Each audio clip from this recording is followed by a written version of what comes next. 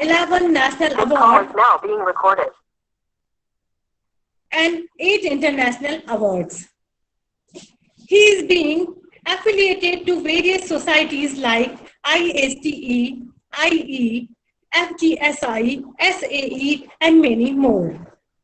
Besides being the chief editorial of the Journal of Innovative Engineering and Research, he has largely contributed towards university-enriched social activities.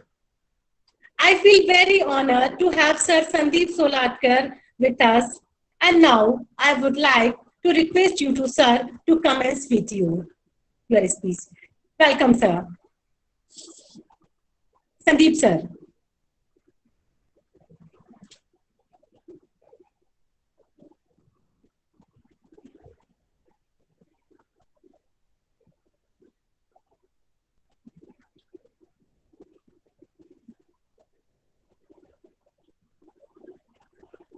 Sandeep, sir.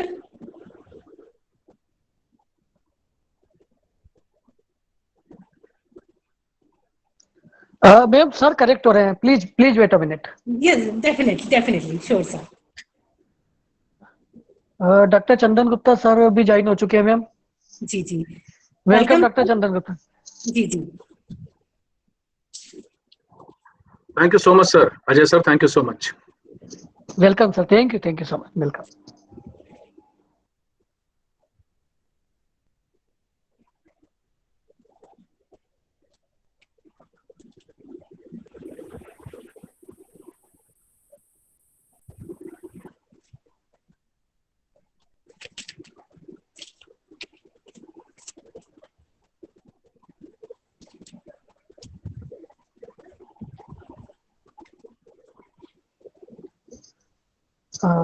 सेवा ma'am doctor Sangeeta Bharu का भी join here.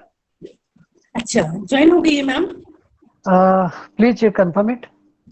Doctor Sangeeta Bharu का ma'am. Okay sir. Are you here?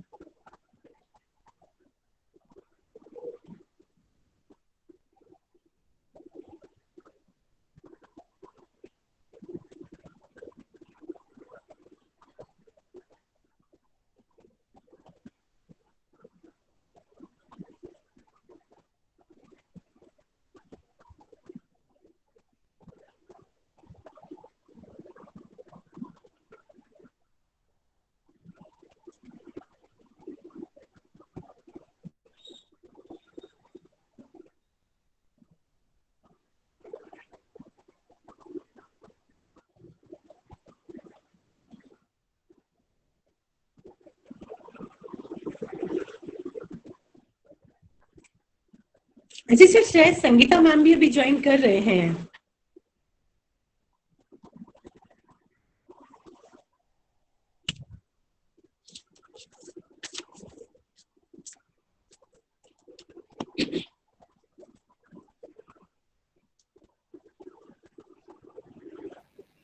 Hello hello जी. Good evening everybody. Good evening sir.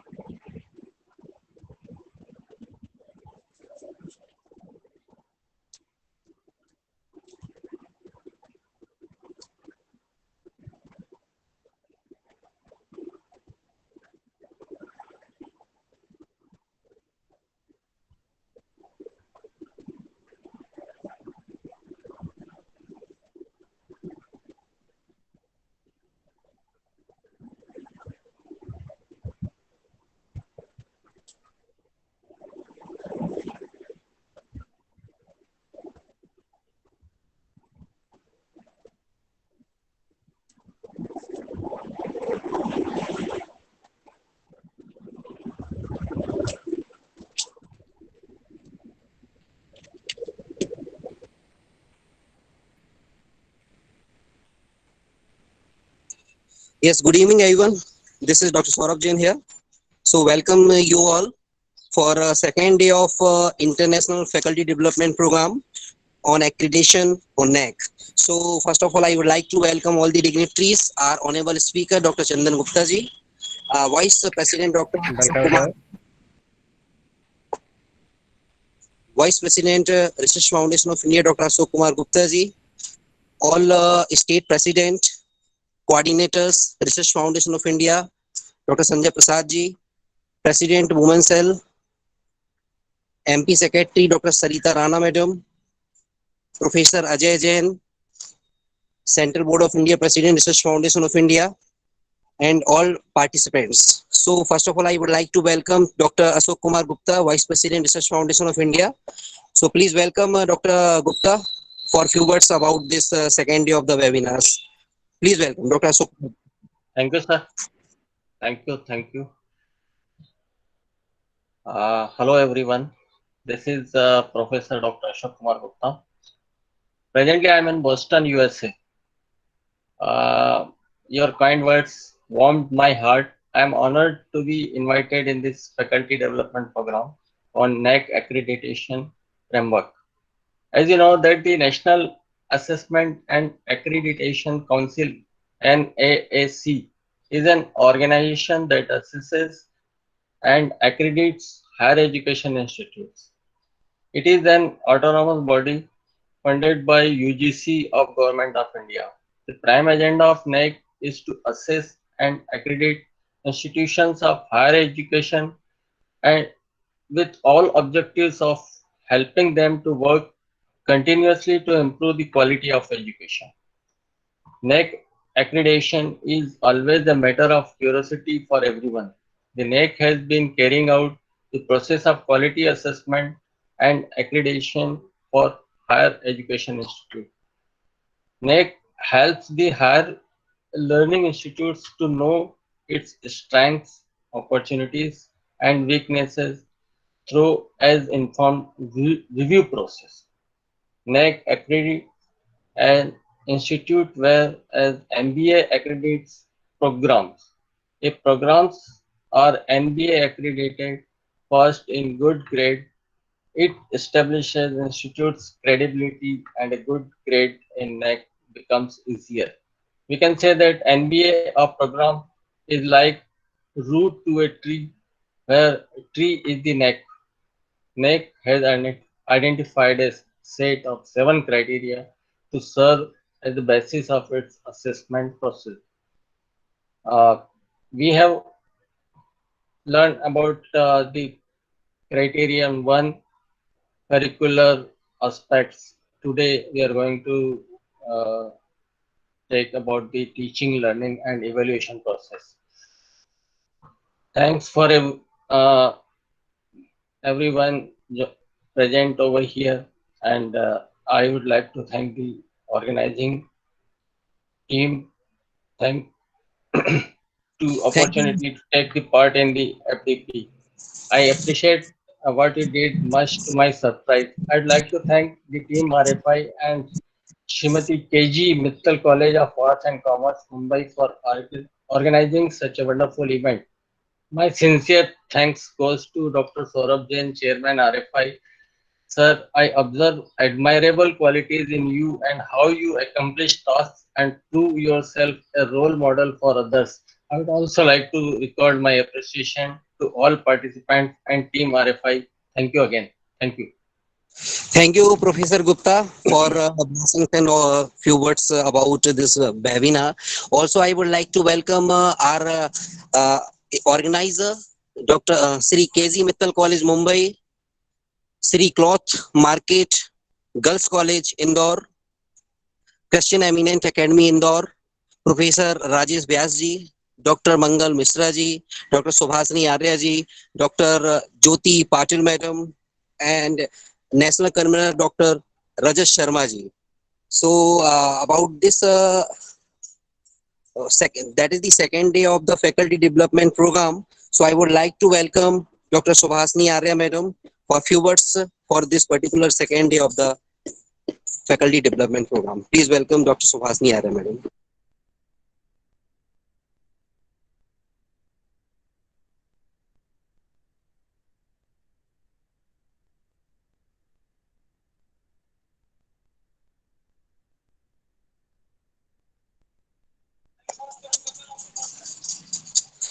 Thank you, Professor Gupta, for few words for the upliftment of the Research Foundation of India related to faculty development program. So also I would like to thank our organizer, Sri KZ Mittal College, Mumbai, Sri Girls Cloth Market Girls College, Indore, Christian Eminent Academy, Indore, Dr. Rajesh Vyas ji, Dr. Subhasini Arya Madam, Dr. Jyoti Patil Madam,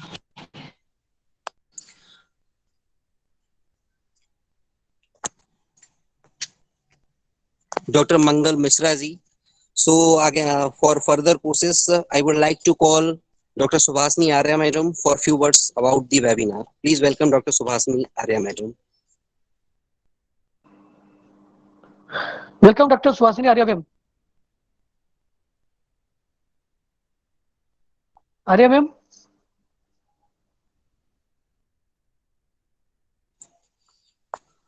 Okay, I think she is not over there. Okay, Professor, then we can proceed for the session. Okay, so we can call to Dr. Chandan Gupta, sir. You can proceed. Seema Agarwal ma'am, doctor Seema Agarwal ma'am. Yes, sir. Ma'am sir का session start करेंगे, please sir का परिचय. Ajay ji, I was there. Yes ma'am, please welcome ma'am. I was there. Actually, there was, I think, I was too. Okay. Good Yes. evening, all. Good evening, all, and welcome on behalf of Srimati KG Pittal College or all the founder members of the RFI, then all associate college, Christian Eminent College, Dr. Rajesh Vyas ji, Mangal Mishra ji, Sri Cotton Cloth Market Women's College, and each and everyone who are present over in this seminar. And I'm very happy that the second day of the webinar begins, and welcome you all once again. Ajay Jain ji, full appreciations to you for conducting such webinars successfully. Thank you so much. Thank you so much, ma'am. Thank you so much. Over to Dr. Seema Agrawal, ma'am. Thank you, sir. Now, I would like to introduce you all with our today's subject expert, Dr. Chandan Gupta, sir. He is a magnificent, insightful, and result-driven person. Presently, he is working as a professor in EMRC DAVV Indore from last 30 years. He has 18 years of teaching experience and 36 years of experience in field of media. He has published more than 60 research papers in renowned national and international journals. He has achieved more than 23 national and international awards. He is also a member of various committees constituted by UGC. He is also an assistant producer of Doordarshan Lucknow from last 25 years. Under his guidance, 50 students have done their dissertation in PG. He has published 2 e-books. I feel very honored to have sir with us. And now I would like to request you to sir to commence with him. Chandan sir.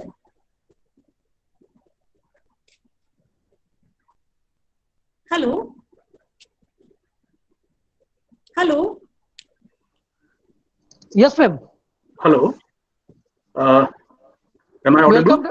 Yes, sir. Welcome, sir. Please start your session. Thank you so much. Okay. Thank you so much. A very good evening to one and all. First of all, I would like to thank to the organizers, Research Foundation of India, for giving me this platform to share my thoughts and experience with all the people and dignitaries.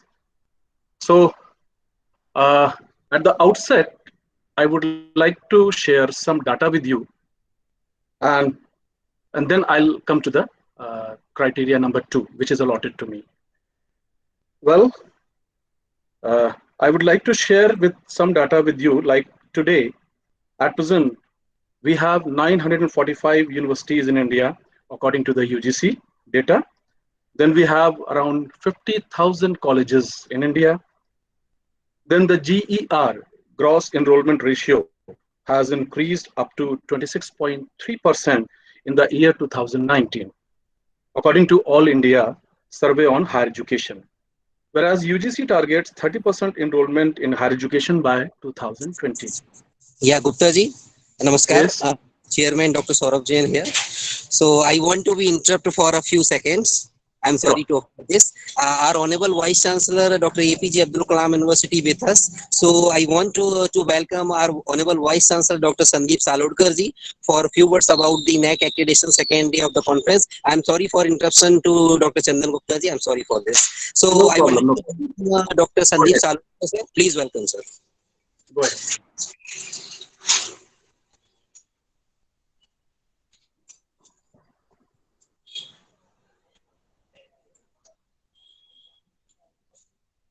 Yeah, Dr. Sandeep sir. Yes, please welcome sir. Sir, please unmute yourself. Dr. Sandeep sir, please unmute yourself.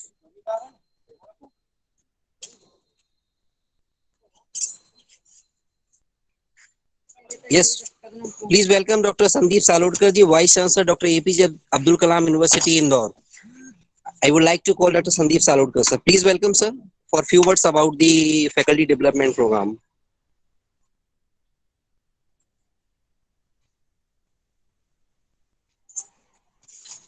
Sir, please unmute yourself. Dr. Sandeep sir, please unmute yourself. आपका mic off है, muted है sir.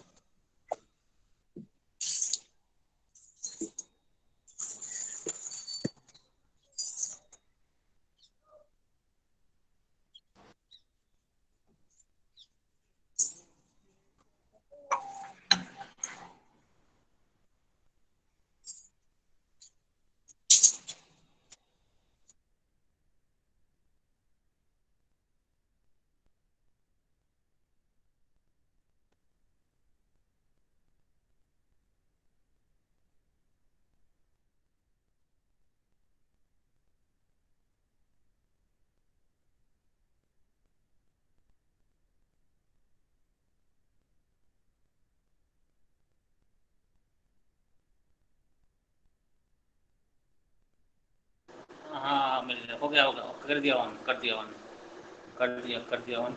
एक minute ये एक minute ये क्या हो गया. एक मिनट समथिंग डिफरेंट. एक मिनट 1 मिनट ये उल्टा हो. एक मिनट कैमरा में प्रॉब्लम आ रहा है.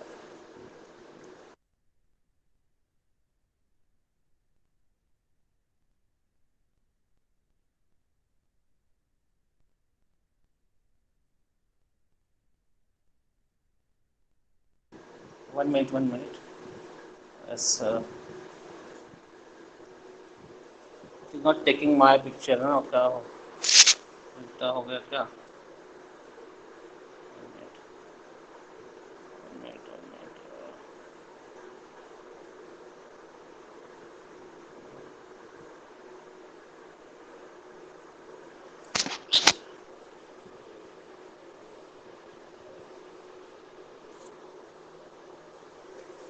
Anyway, I can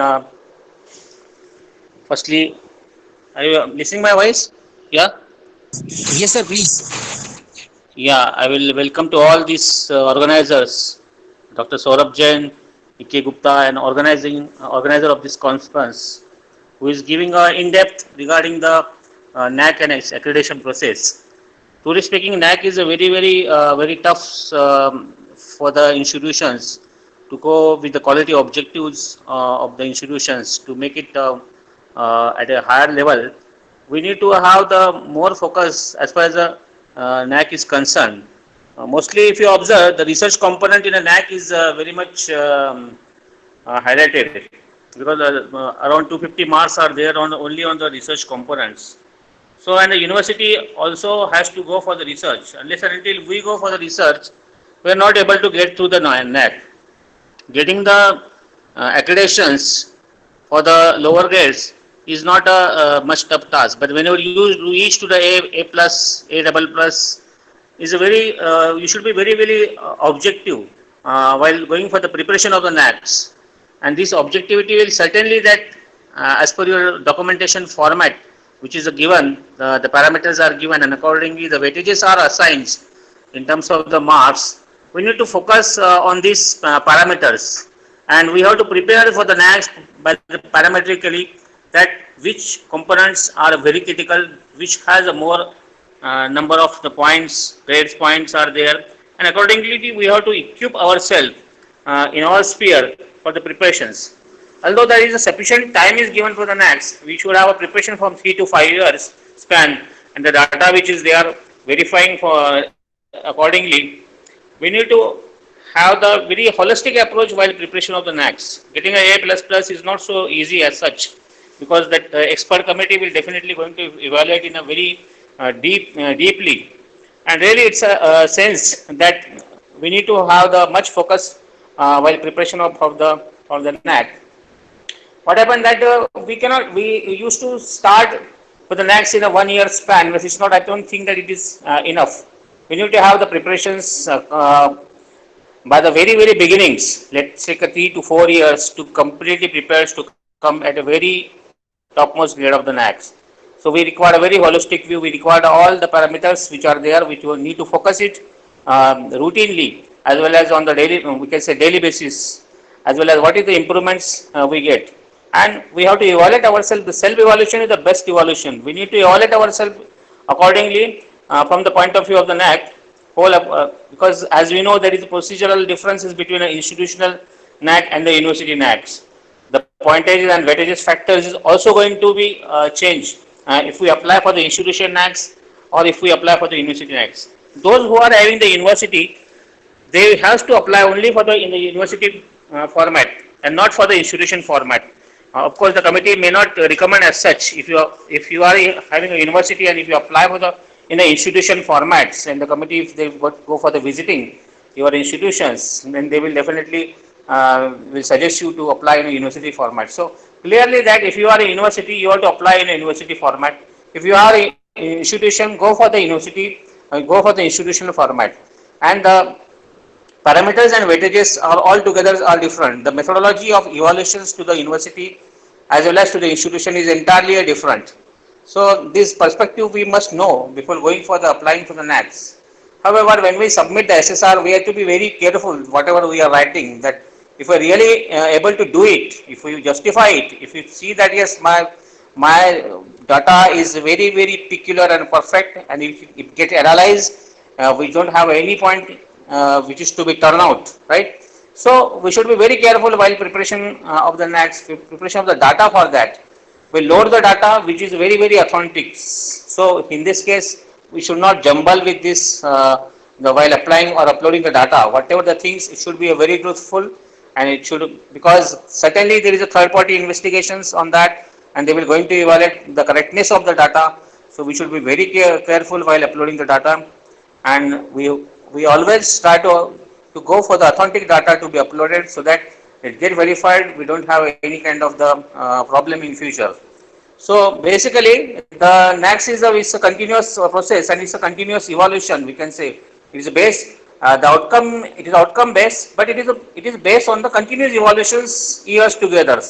The last 3 to 4, 5 years, whatever the work you have done, it gets evaluated at a last stage where we are submitting SSR. They will going to be have a third party investigation on that, on each of the things, like your student feedback, your stakeholders data, your everything will be taken into considerations. So I hope that this seminar will definitely going to help us, this webinar particularly, to help us to get the insight into this NAAC process and procedures. So thank you very much, and welcome to all together. Thank you. Thank you, Dr. Sandeep Sarokji, Vice Chancellor of APJ University. Thank you very much.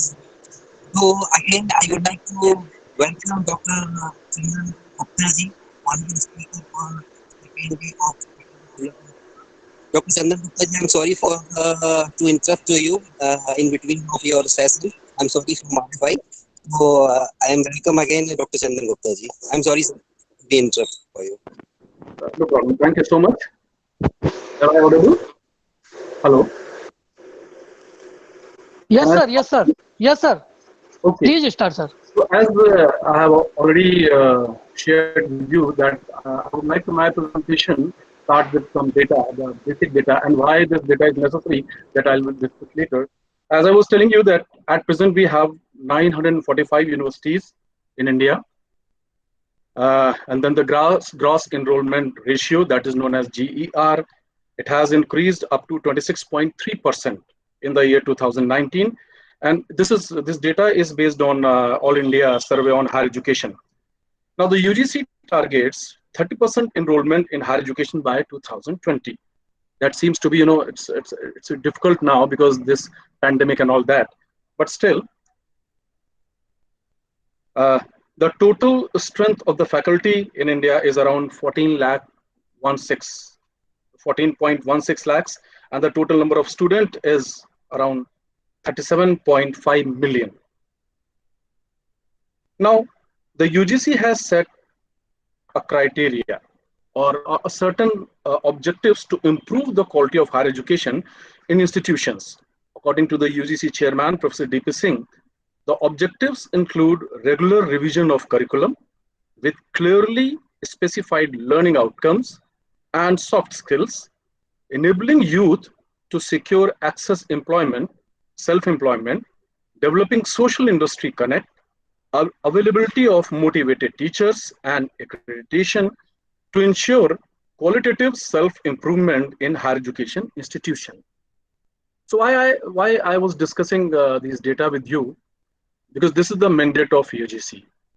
And to improve the quality of teaching and learning, now we have NAAC, we have NIRF, which provide a ranking kind of thing. NIRF is providing ranking, and the NAAC is providing, the grades. On the basis of that, we assess the quality of a particular institution. So these two institutions are working very hard.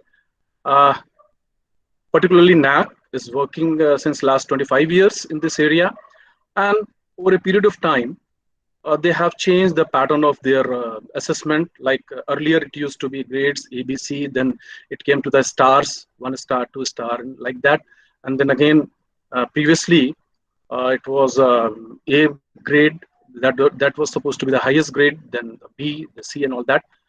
And in the July 2017, the NAAC has introduced revised assessment and accreditation framework that is known as RAF. And according to the RAF, there were certain changes were made. Now, according to this revised assessment and accreditation framework, the 70% score is given on the quantitative matrix, 70%, and this will be done by the data validation and verification partners. It's an outside agency, and rest of the 30% score is based on assessment done by the peer team. Earlier, it used to be it was totally in the hand of peer team. They used to visit, and on the basis of the self-study report, SSR, they used to make their minds. And while visiting the institution, they make certain perception about the institution, and then they provide us the grade. But at that time, it was 100% in the hands of peer team. But now it is only 30%. The rest of the 70% has to be provided by the data validation and verification partners. And that is 70% is based on the quantitative. The rest of the 30% is on the qualitative metrics. So now I come to the quality indicator framework. As I was told by the organizers that I was instructed to use the bilingual. So I may use Hindi and English, both the languages. I suppose there won't be any problem for anyone. So now I come to the quality indicator framework, QIF. The criteria-based assessment forms the backbone of accreditation and assessment process of NAAC, and these 7 criteria represent 2 core functions and activities of higher education institutes. Out of these 7 criteria, number 1 is curricular aspects that we have discussed. With I think yesterday, Professor Guru Nath ji was discussing this aspect, criteria number 1. And criteria number 2 is teaching, learning, and evaluation, which I'll be discussing today. Criteria number 3 is research, innovations, and extension. Criteria number 4 is infrastructure and learning resources. Likewise, 5, student support and progression. Then 6 is governance, leadership. And then 7th is institutional values and best practices. So today I'll be talking about this criteria number 2, and that is teaching, learning, and evaluation. Next slide, please.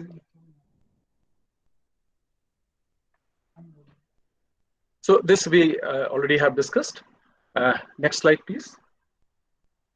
So the criteria number 2, teaching, learning, and evaluation. As we all know that this is the main for any educational institute.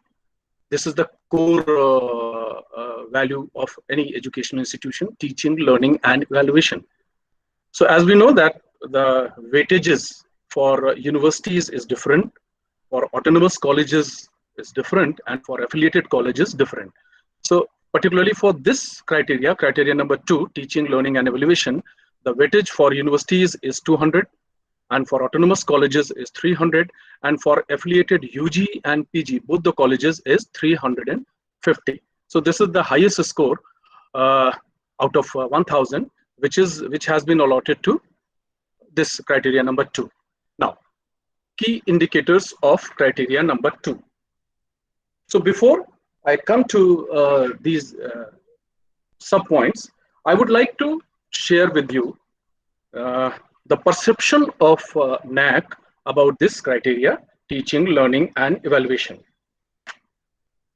Criteria number 2 pertains to the efforts of an institution to serve students of different backgrounds and abilities through effective teaching learning experiences, interactive institutional techniques that engage students in higher order thinking and investigations through the use of interviews, focus group, discussions, debates, projects, presentations, experiments, practicum, internships, and applications of information communication technology resources are important considerations.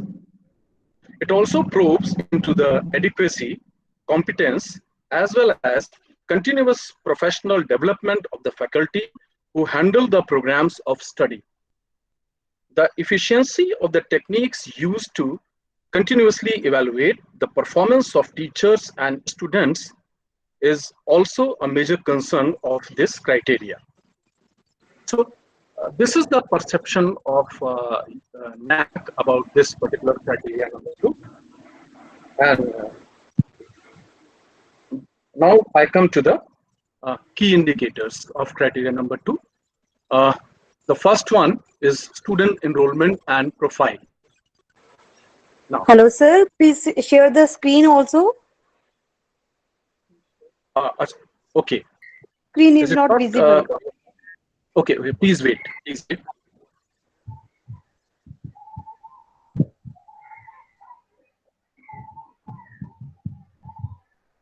Is it okay? Are you getting this screen? Hello? Yes, sir. It's coming now. Yes, sir. Yes, sir. Is it readable? Yes, sir. Yes, sir. Okay. Okay. Now I'll take the first sub-point of this criteria number 2, and that is 2.1, student enrollment and profile. Next slide. Okay.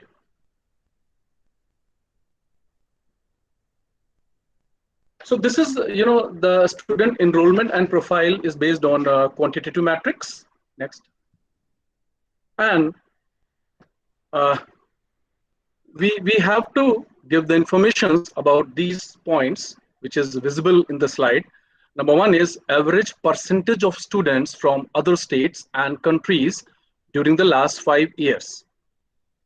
You see, very recently, my university, Devi Ahilya University, had gone through with this accreditation process in the last November of 2019.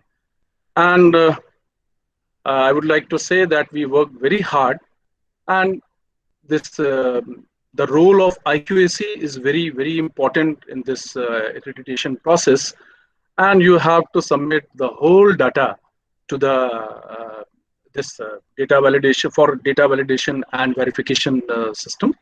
So as far as this point is concerned, average percentage of students from other states and countries during the last 5 years.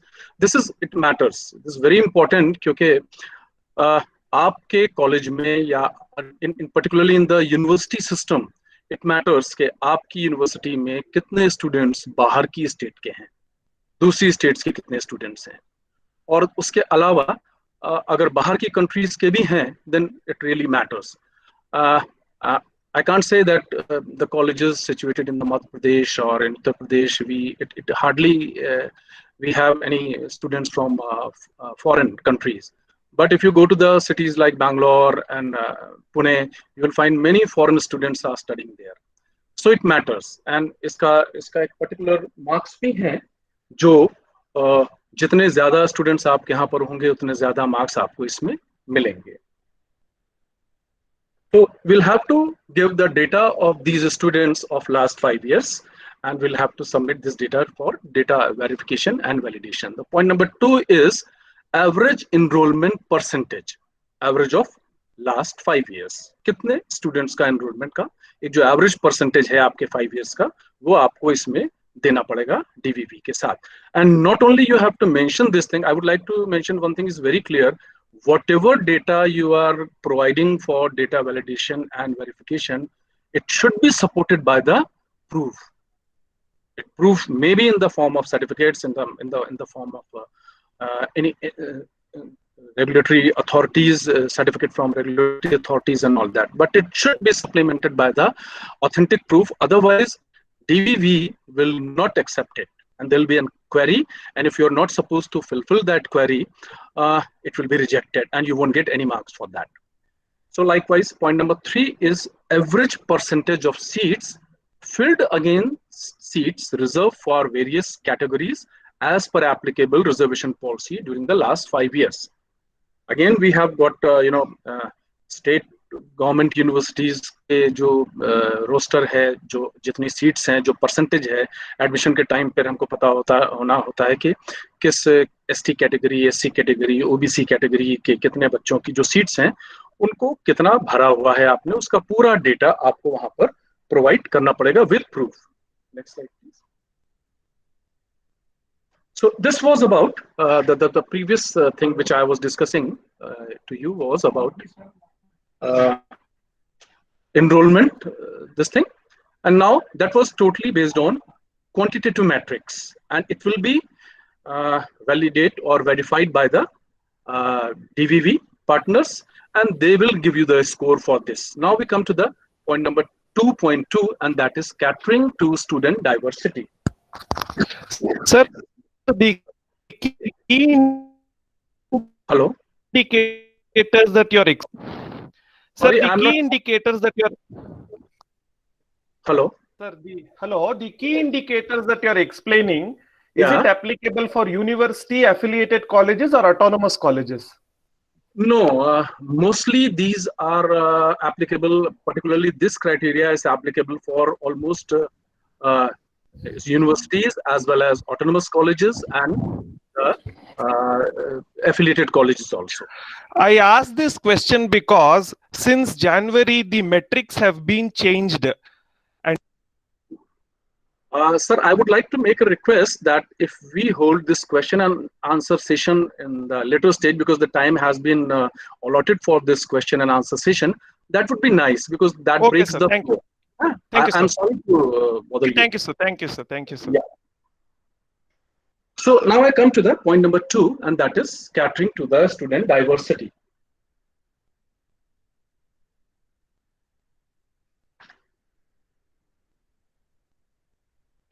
Okay.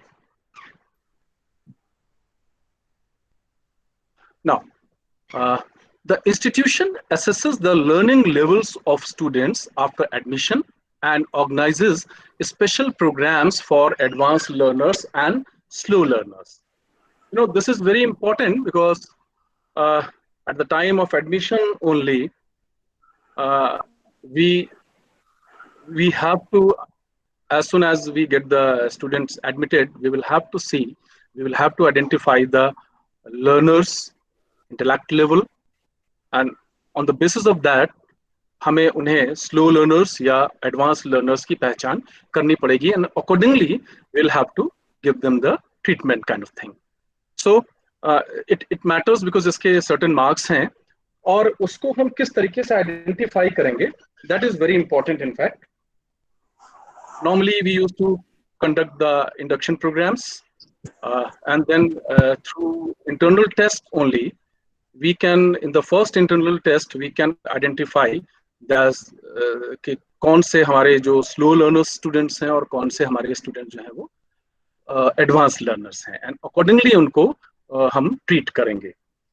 So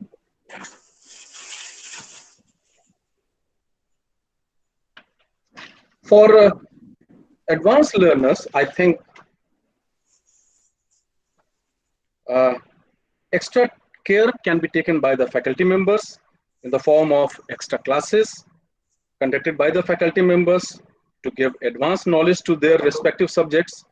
And this helps advanced learners because such efforts by the institution, students will be able to get rank and gold medal at university examinations.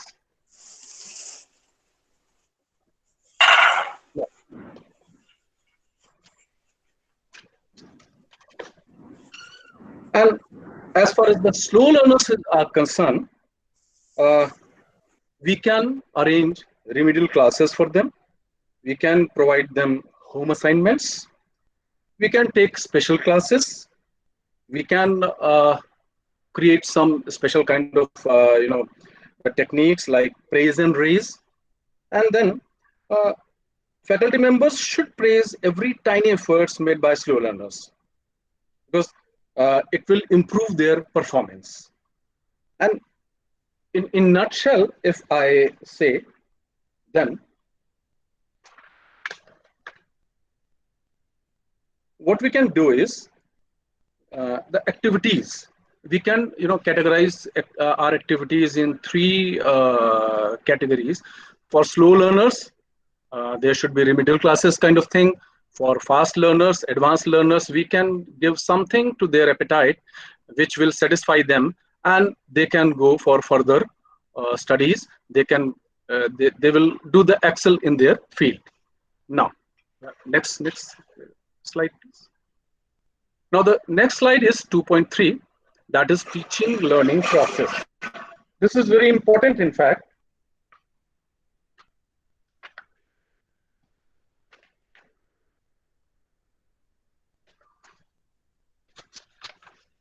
In teaching learning process, this is the, as I said, this is the core of any educational institute.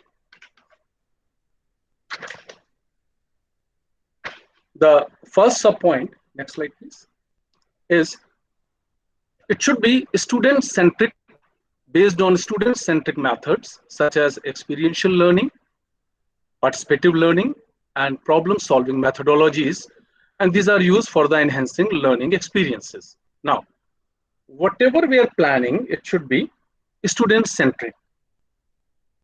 So, keeping in the student in the center, we should plan our teaching methodologies, and through that they'll get the experience. And it may be if some student is going to for industrial visit, he'll get that sort of experience. Then participative learning and problem solving, just to give them something like they should think over it. So these methodologies should be used for enhancing learning experience of the students.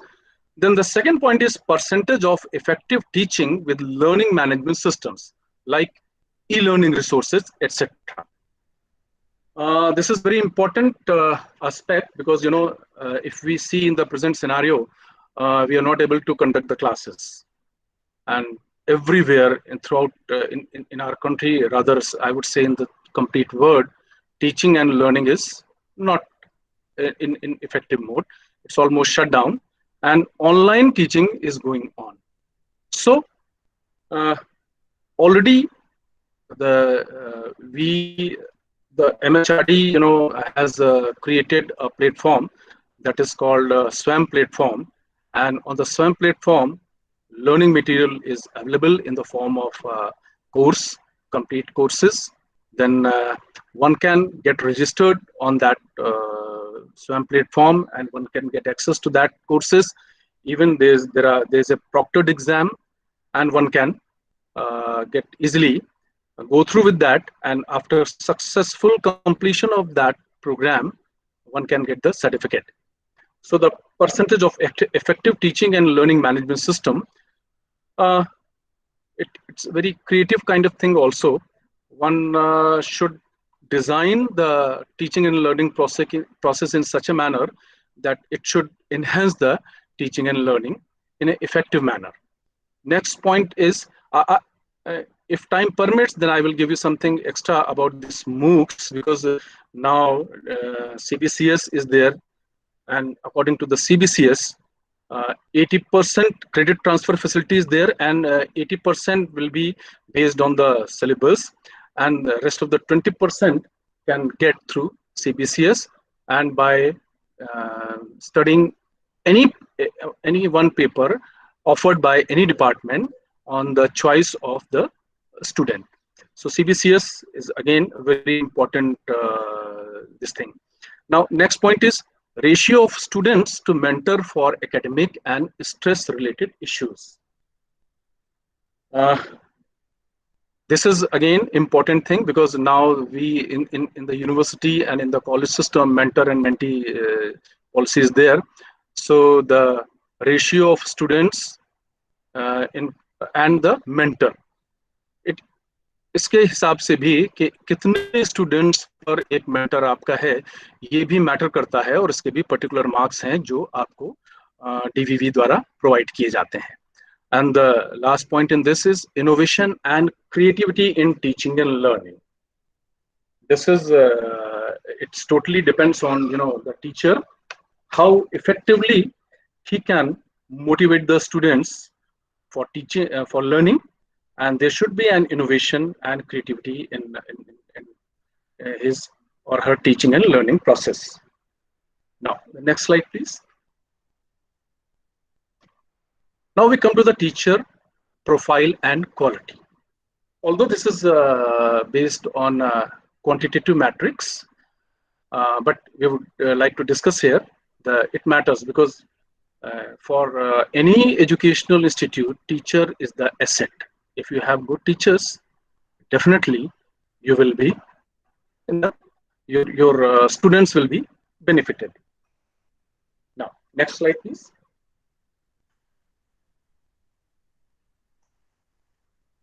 When I come to this teacher profile and quality, so here the point is average percentage of full-time teachers against sanctioned posts during the last 5 years. आपकी sanction post जितनी हैं, उसके against average percentage full-time teachers. Here the full-time word is very important because if you ask me personally, moreover, the situation is like same in every government higher education system, because we are lacking the teachers. The permanent employments is not available for teachers.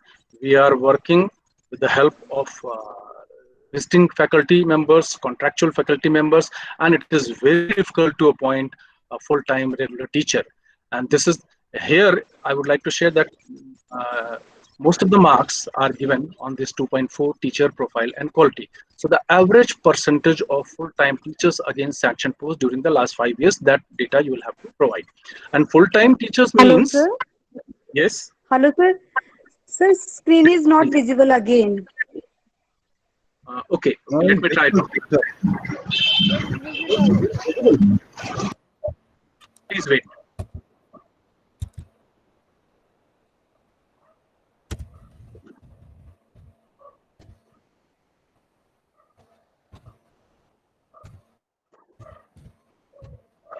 Okay, is it visible now? Hello. Hello. No, sir. It's not visible. Again, it's not visible. Earlier it was visible. Yes, sir. It's not visible. You are visible Okay, only. let me Not, try. your screen is not visible. You are visible. Okay, let me try, please. Is it okay now? Yes, sir. Yeah, okay, sir. Yes, sir. Okay. Yes, Shall I sir. continue now? Shall I continue? Yes, sir. Yes, sir. Yes, sir, definitely. So Yes, the average percentage of full-time teachers against sanction posts during the last 5 years. Then the second point is average percentage of full-time teachers with PhD during the last 5 years. This is again, it carries 10 points. That how many teachers of your institutions is possessing PhDs, and the data has to be provided during the last 5 years. I have visited many institutions, higher education institutions as a peer team member. So what I have found that this is the problem with them. We don't get PhD holders. So this again, it again matters that how many PhD holder teachers we have. Then the next point is teaching experience for full-time teachers in number of years. Need not to say, जितना ज़्यादा experience होगा teachers का, full-time teachers का, उतने ज़्यादा marks आपको मिलेंगे. So the teaching experience definitely matters. And then the next point is percentage of full-time teachers who received awards, recognition, fellowships at state, national, international level from government, recognized bodies during the last 5 years. So again, how many awards your teachers are having? Awards, it may be in the form of the paper publishing, how many papers they have got published in recognized journal of UGC, and maybe if they have published some patents, and then so then the fellowships, national fellowship at the state level, national level, international level, from government, and it should be from the government and recognized bodies during the last 5 years. So all the data you have to produce for data validation and verification. This is very important because again 10 marks are there for this. Then we have the next point is average percentage of full-time teachers from other states against sanction posts during the last 5 years. You see, if you recall, as I was telling you that the students from the other state matters.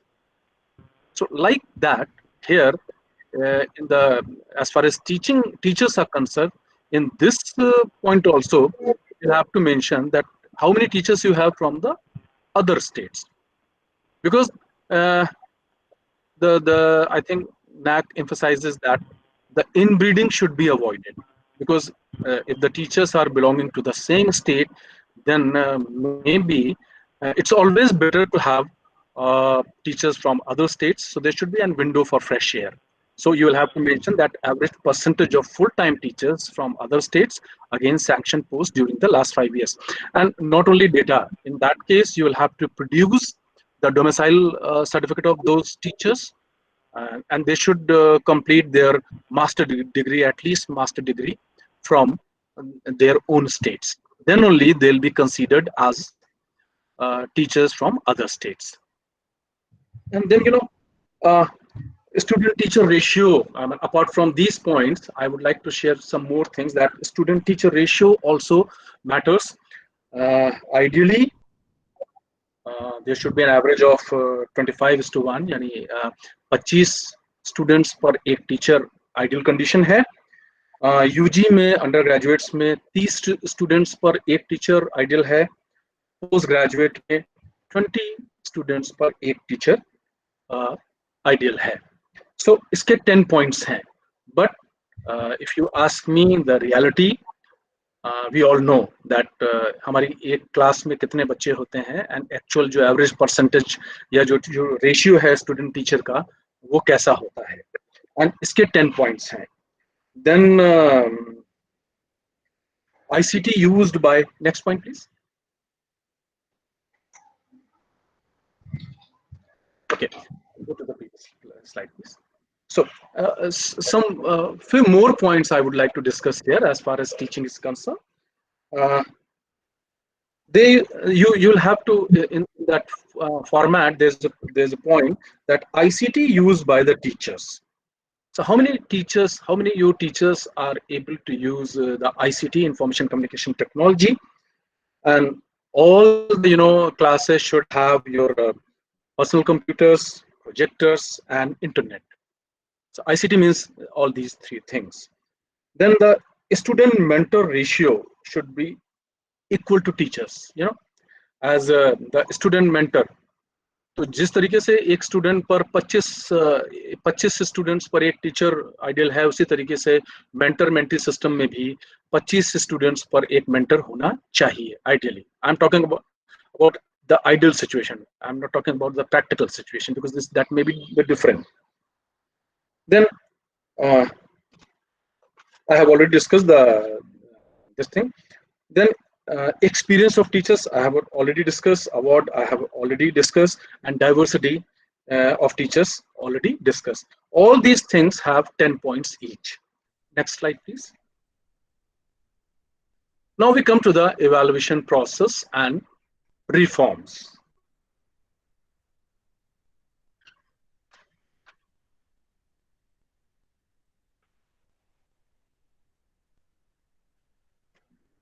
So evaluation process and reforms.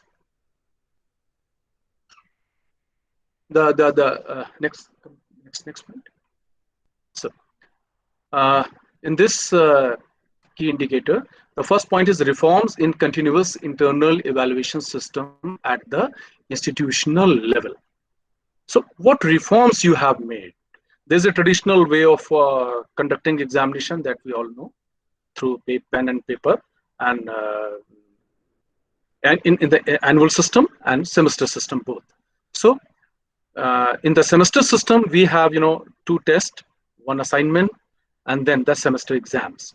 And the test, basically 2 tests of 20 marks each. I'm talking about in the system which is existing in my university.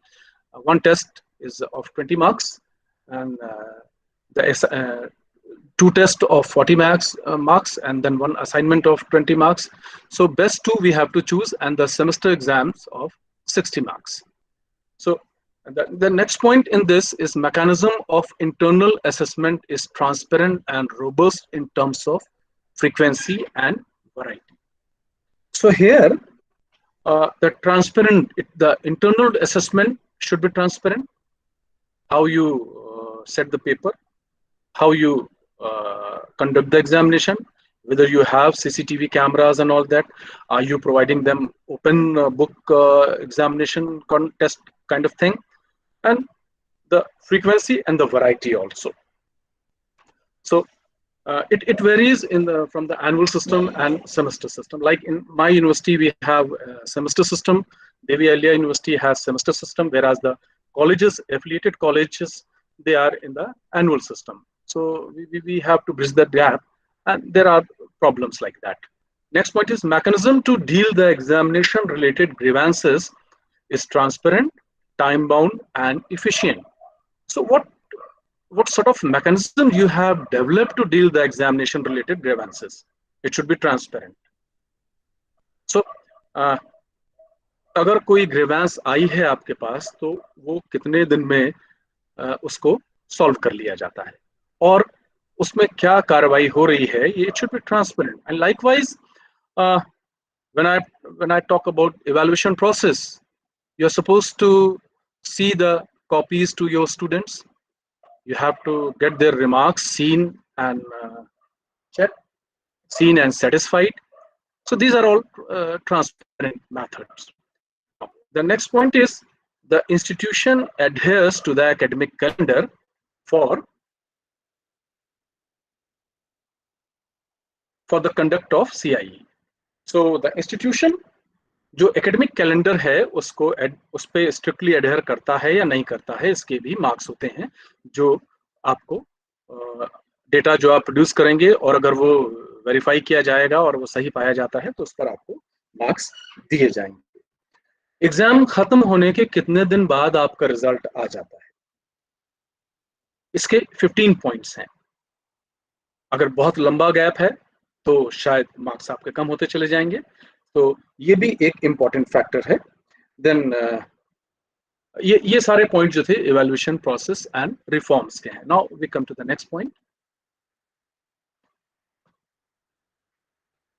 Student performance and learning outcomes.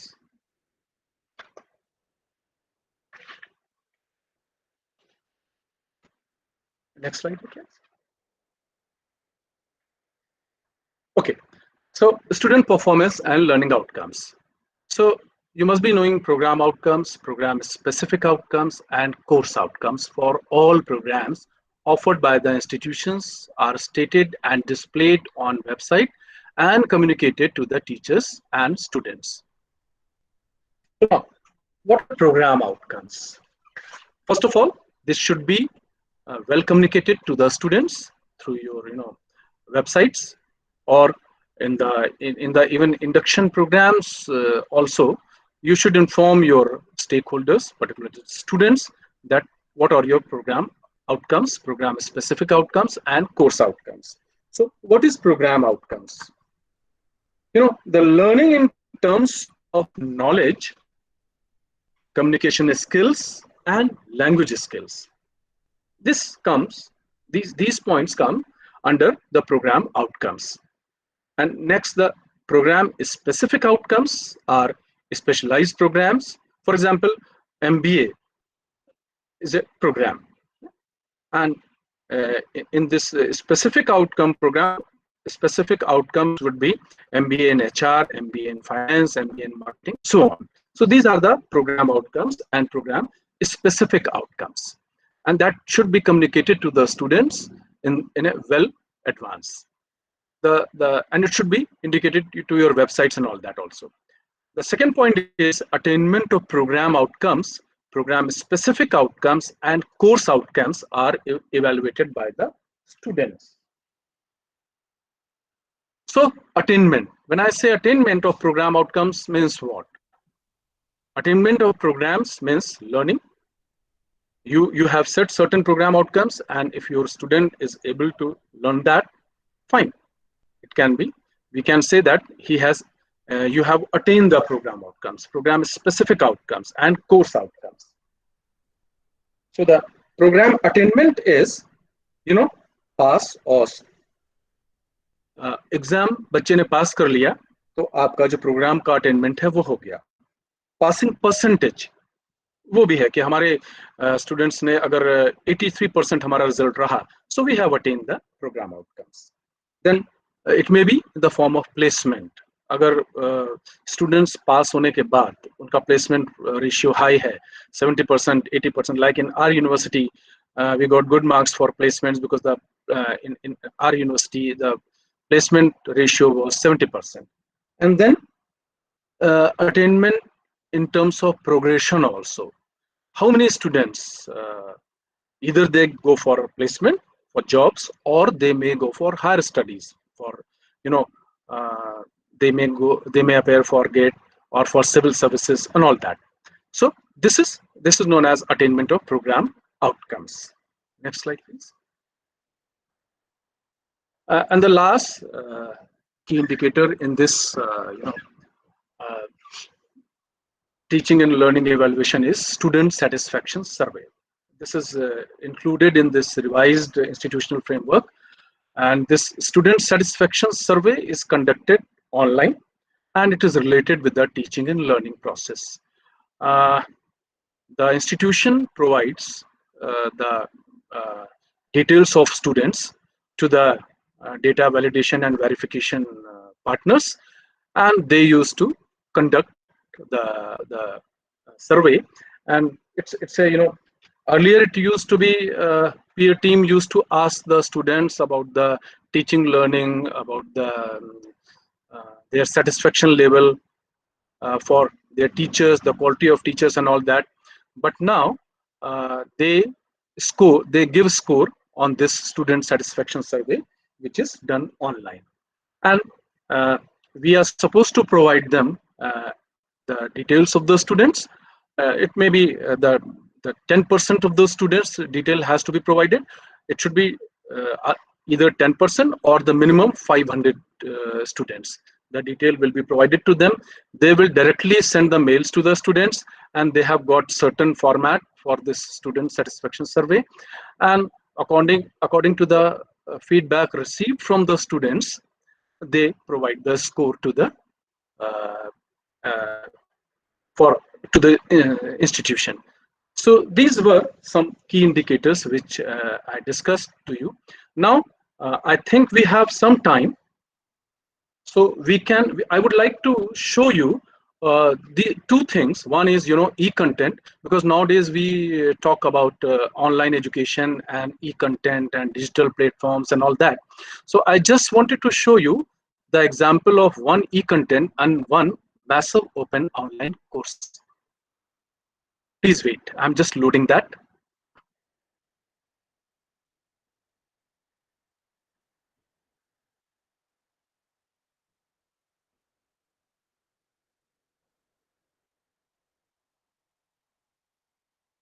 Okay, can you see that? Hello? Can you Yes, sir. Yes, sir. Okay. Yes, sir. So this is an e-content, and I would like to. Can you please mute your microphones?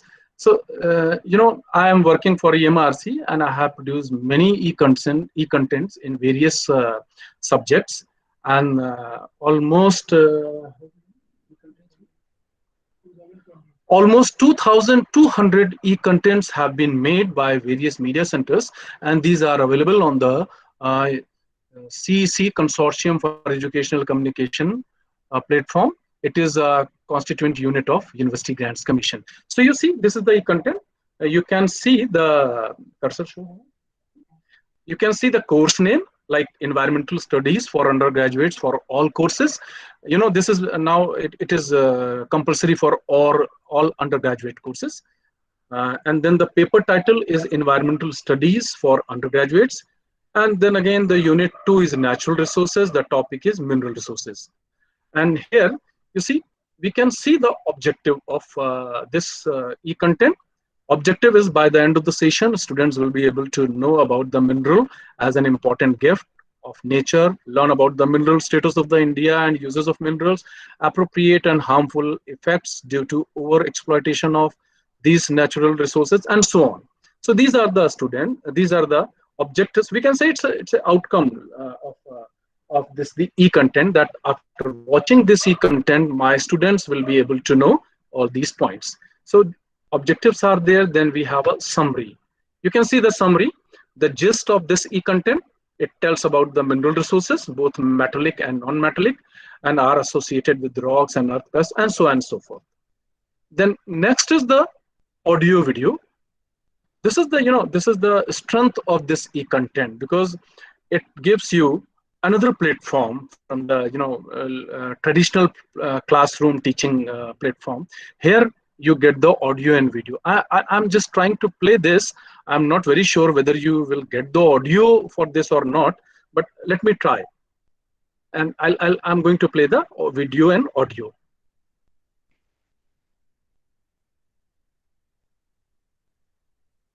Okay. A mineral is a naturally occurring substance having definite chemical composition, fixed internal atomic structural arrangement, and formed by inorganic processes of nature. Both metallic and non-metallic minerals occur in nature. The natural assemblage of metallic minerals, which can be exploited and extracted profitably, and serve as a commercial source of one or more metal values, are called ores. All the minerals are non-renewable natural resources. It means that they are not replenishable. Once they are exhausted completely, they cannot be renewed. These mineral resources are associated with rocks of the earth. Okay, so this was, the complete audio and video was there, and it's a complete documentary on mineral resources. The duration of this documentary was about 25 minutes. So if you see the visuals of, the minerals, how they are extracted, and it gives the full details. So we used to say that one good visual is worth of 1,000 spoken words. So that is the strength of this e-content, because audio and video is there. Then the next is text. The whole script or the whole text is there, and the student can download this and they can use it for their further study purpose. Then we have, FAQs, frequently asked questions. Now, what is mineral? So there's an answer. What is an ore? Why minerals are non-renewable resources? So like that, you will find various frequently asked questions. And then we have case studies also there, like Sariska Tiger Reserve, Rajasthan case studies there.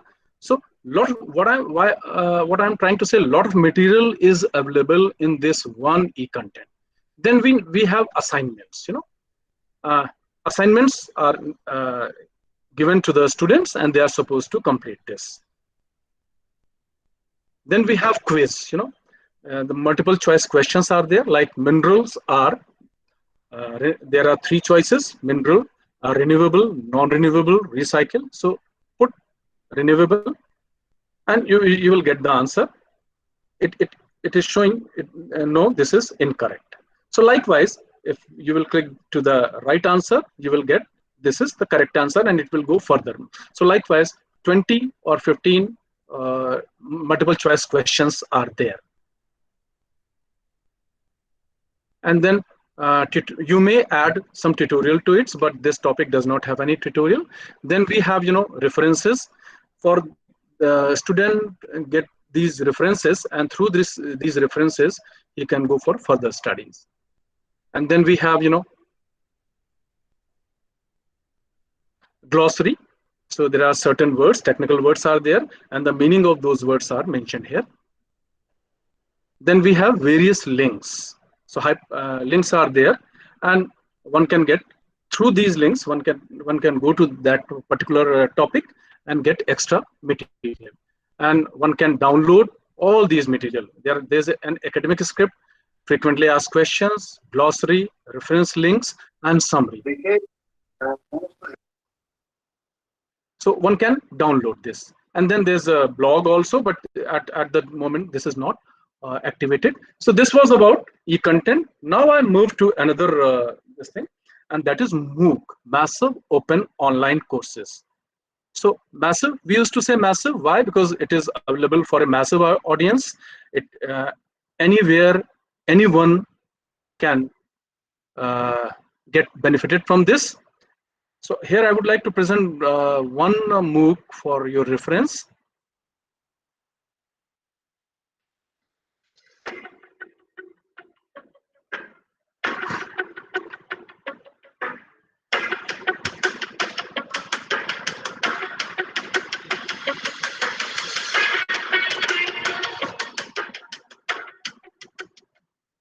Welcome back. We'll discuss specifically about the first platforms that we want to explore as part of this course now. We'll talk about search engines. You might all be very familiar with what search engines are. You might be using a lot of search engines in your everyday life. So for example, you might be using Google, you might be using YouTube, you might be using Amazon, you might be using a lot of different search engines in your life. We'll talk about some of these search engines, and specifically we'll be focusing on Google. Google basically has the biggest share in the market. Almost 75% of all searches happen on Google. It is followed by Bing, which has almost 8 to 9% of searches. Baidu is basically the search engine that you find in China. It also has significantly 7 to 8% share. And you have Yahoo, which basically captures around 6% share in the global search market. Why are search engines so important? Search engines are extremely important because of one specific reason. You get hold of the customer right at the time that the customer is searching for a product or searching for a requirement. And that is why search engines are very critical in the digital marketing ecospace. It is known that almost 60% of customers out there start their purchase. Okay, so this was an example of massive open online course. This MOOC was made on digital marketing, and one professor from IIM Indore was presenting this MOOC. Here, I would like to give some information about MOOC also.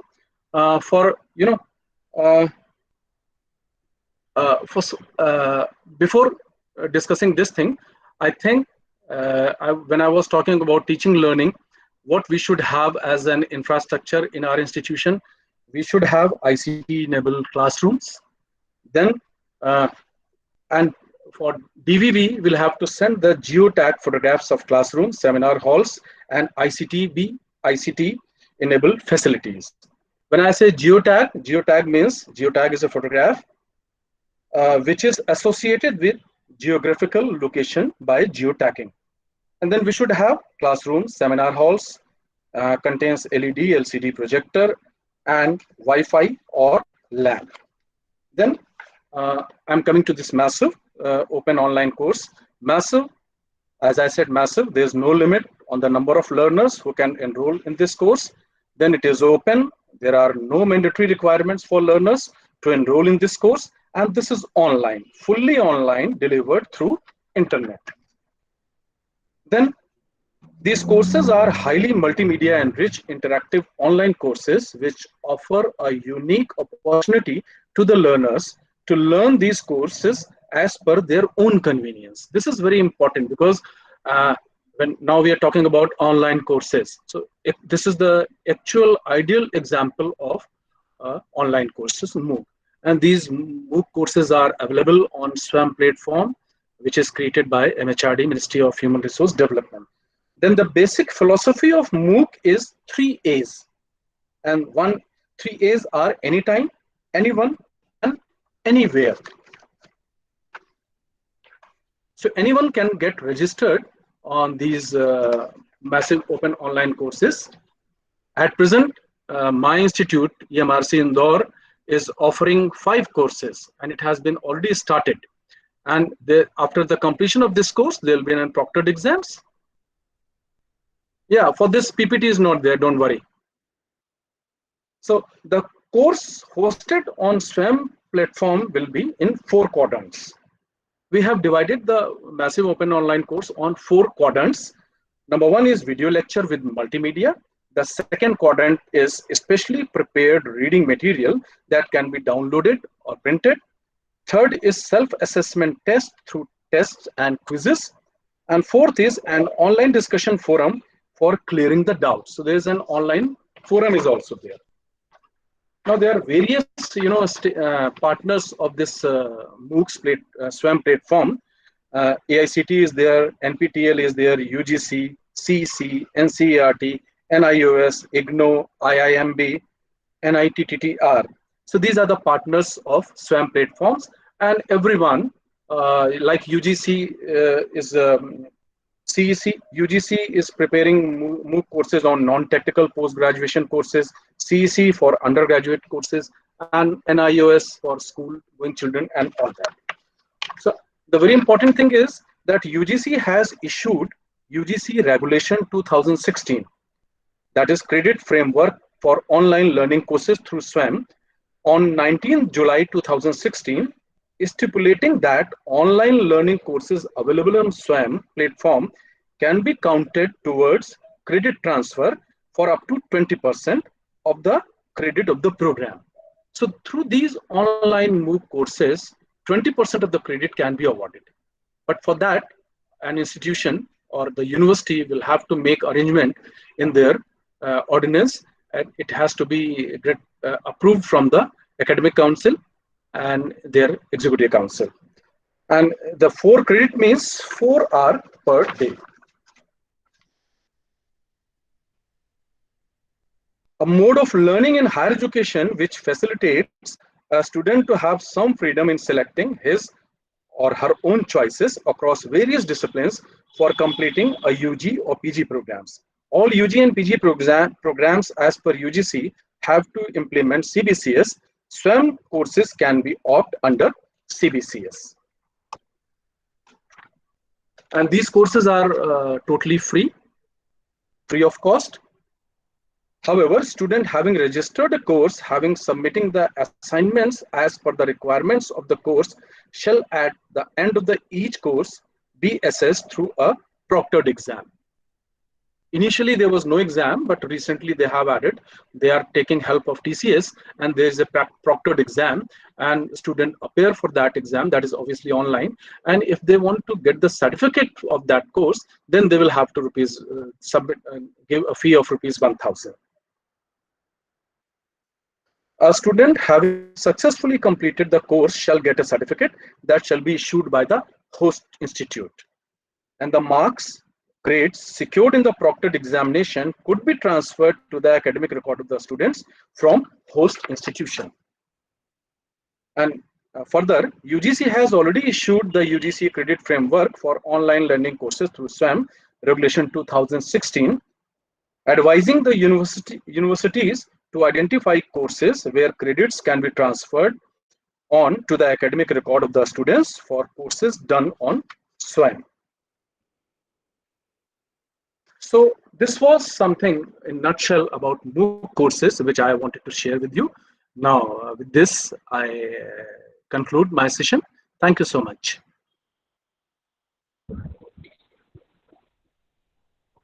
Thank you so much, sir. Hello, sir. Hello, ma'am.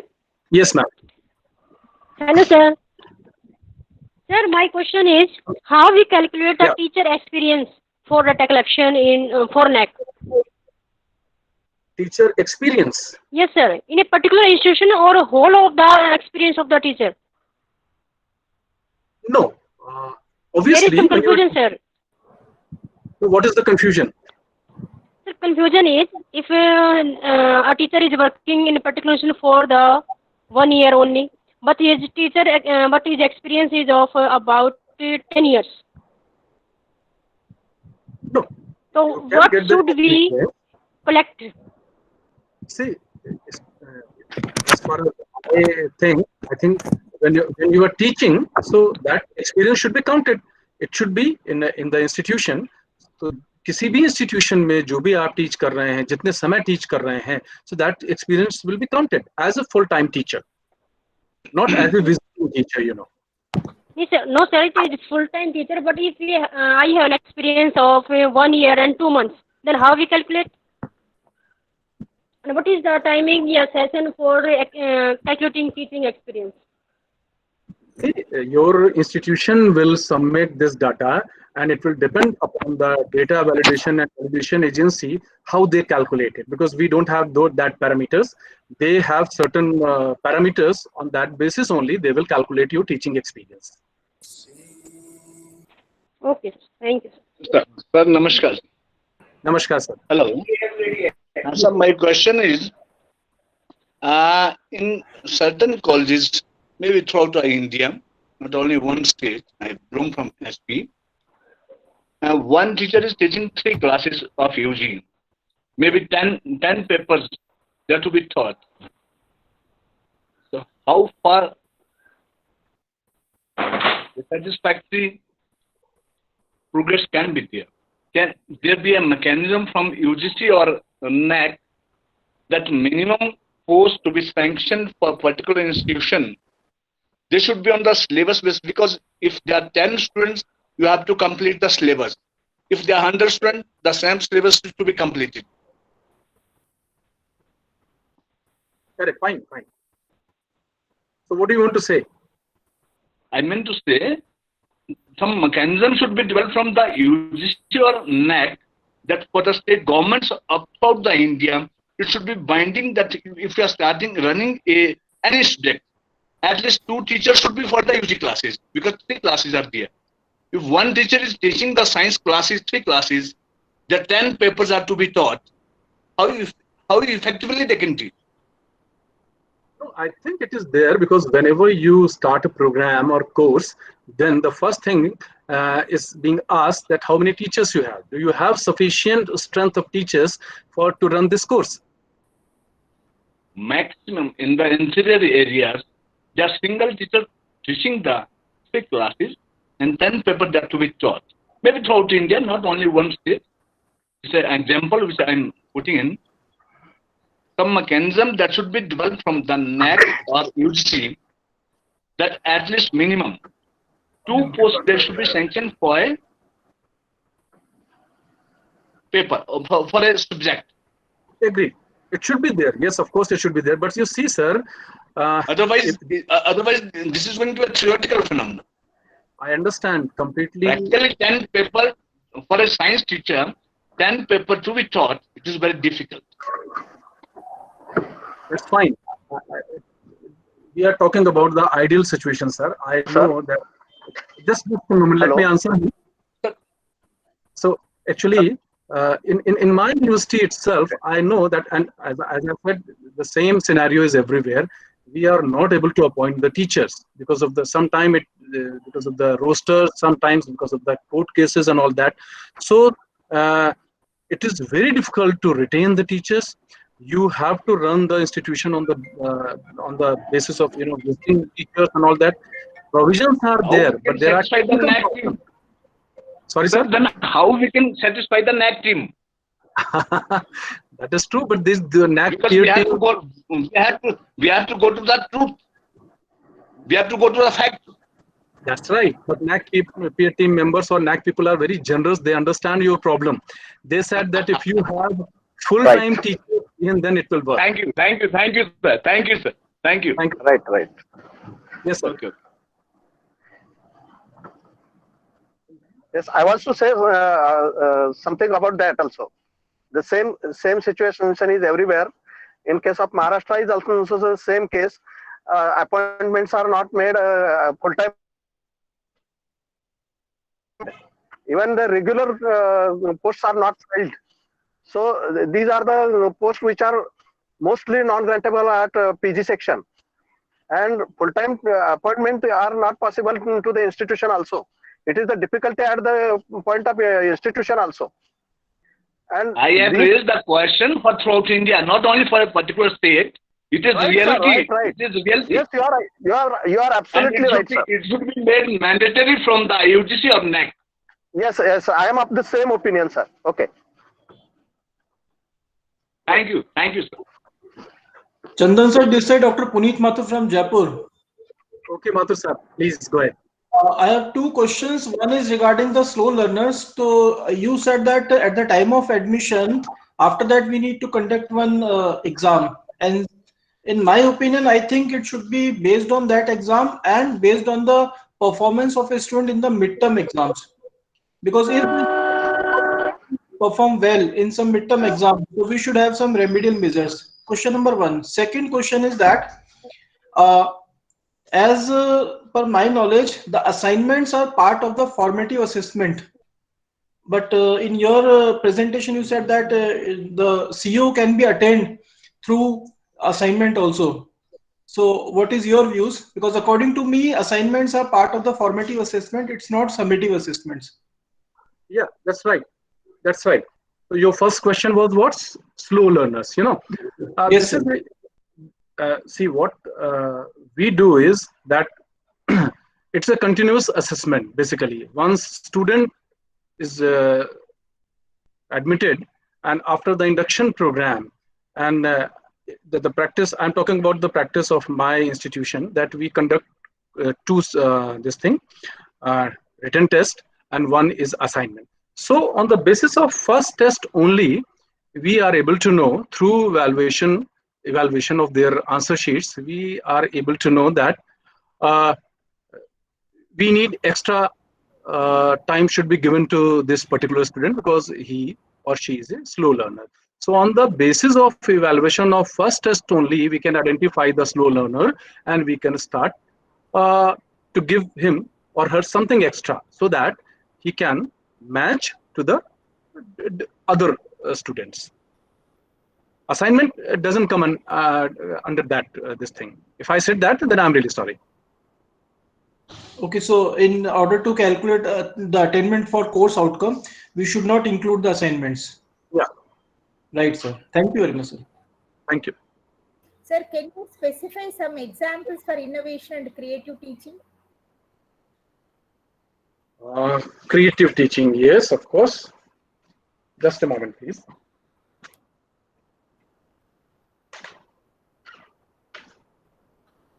See, we can identify, our teaching activities in three categories. One is, within class. So within the class, there should be lectures, presentations, group discussions, case studies, and expert sessions. We invite experts from the industry, from the outside of the university system. Then they used to deliver. They give the actual, the real, they share their experiences with the students. Then workshops and seminars. So these are the activities within class. Then we can go for outside activities. Outside that activities consist of field projects, media creations, industry visits, experiments, club activities. Like in our university, we have got certain clubs. Cultural club is there, sports club is there, literary club is there. So through these clubs also, teaching learning is there. And then this is at departmental level. Then the third category, that is, it comes under, the creative, this thing, self-paced activities. So self-paced activities consist of use of massive open online courses, use of e-contents. So through these way, we can make our teaching and learning more effective. Thank you, sir. Thank you. See, I would like to say one thing, because as I said that we had gone through with this complete accreditation process, and it's a continuous process. You should have your IQAC team, very strengthened team, because it's a continuous work of 5 years. You can't produce results in 1 year. 1 year तो बिल्कुल आपको अपने toes पे काम करना पड़ता है, लेकिन पूरे 5 साल का ये काम होता है. What we did, we created a data capture system, and through that data capture system, each and every department का जो data था अलग-अलग criteria के हिसाब से they used to submit the data in that data capturing system. And once we got the data, then it is easy for us to compile it and to categorize it, and then it was easy to send this data in a complete format to the NAAC DVV. Otherwise, it would be very difficult. I know it requires a lot of hard work, dedication, and dedicated efforts of particularly IQAC team. Otherwise, and one more thing, whatever data you are submitting, it should be supplemented by certificates or the proofs, authentic proofs. Otherwise, they will cut down your marks, and as I told you, 70% of the marks is given by the data validation and verification partners. Peer team के हाथ में सिर्फ 30% marks, and 30% marks qualitative हैं.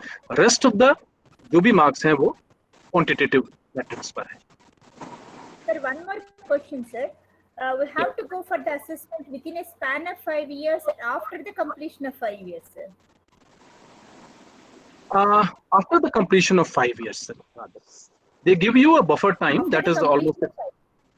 Yeah. After the completion of 5 years. Yes. This is cycle, the first cycle, second cycle, third cycle, fourth cycle. Yes, sir. Hello, sir. One doubt regarding CO-PIBO, and do we want to do the mapping as we are doing in NBA?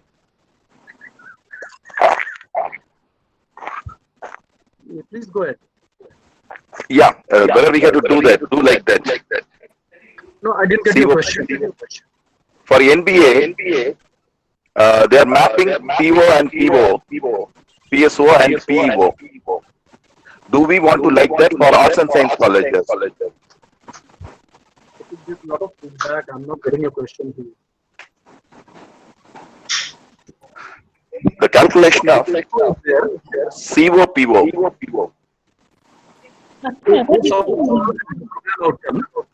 Eco हो रहा है sir आपकी आवाज में. Chandan sir is asking CO and PO. Yeah. For arts and science colleges. Still, I'm not able to look. Sir, he's asking about the course outcome, program outcomes, and program specific outcomes. Yes. These are similar to MBA. He's asking like that. Yeah, yes, sir. Correct. Whether we have to do the calculation like that. Yes. No, there is no need to calculate. Oh, Actually, I have not been associated with the NBA because I am working as a peer team for NAAC, so I'm not pretty sure about that. But here, course outcomes, program-specific outcomes, and program outcomes are different. And already we have discussed that the attainment of program outcomes and how you're going to present them, whether it should be informed to the stakeholders or not. So marking is done on the basis of these points. Okay, no need to calculate in the case of arts and science colleges. CO mapping should not be done. No need to do the mapping. Mapping, yes, yeah.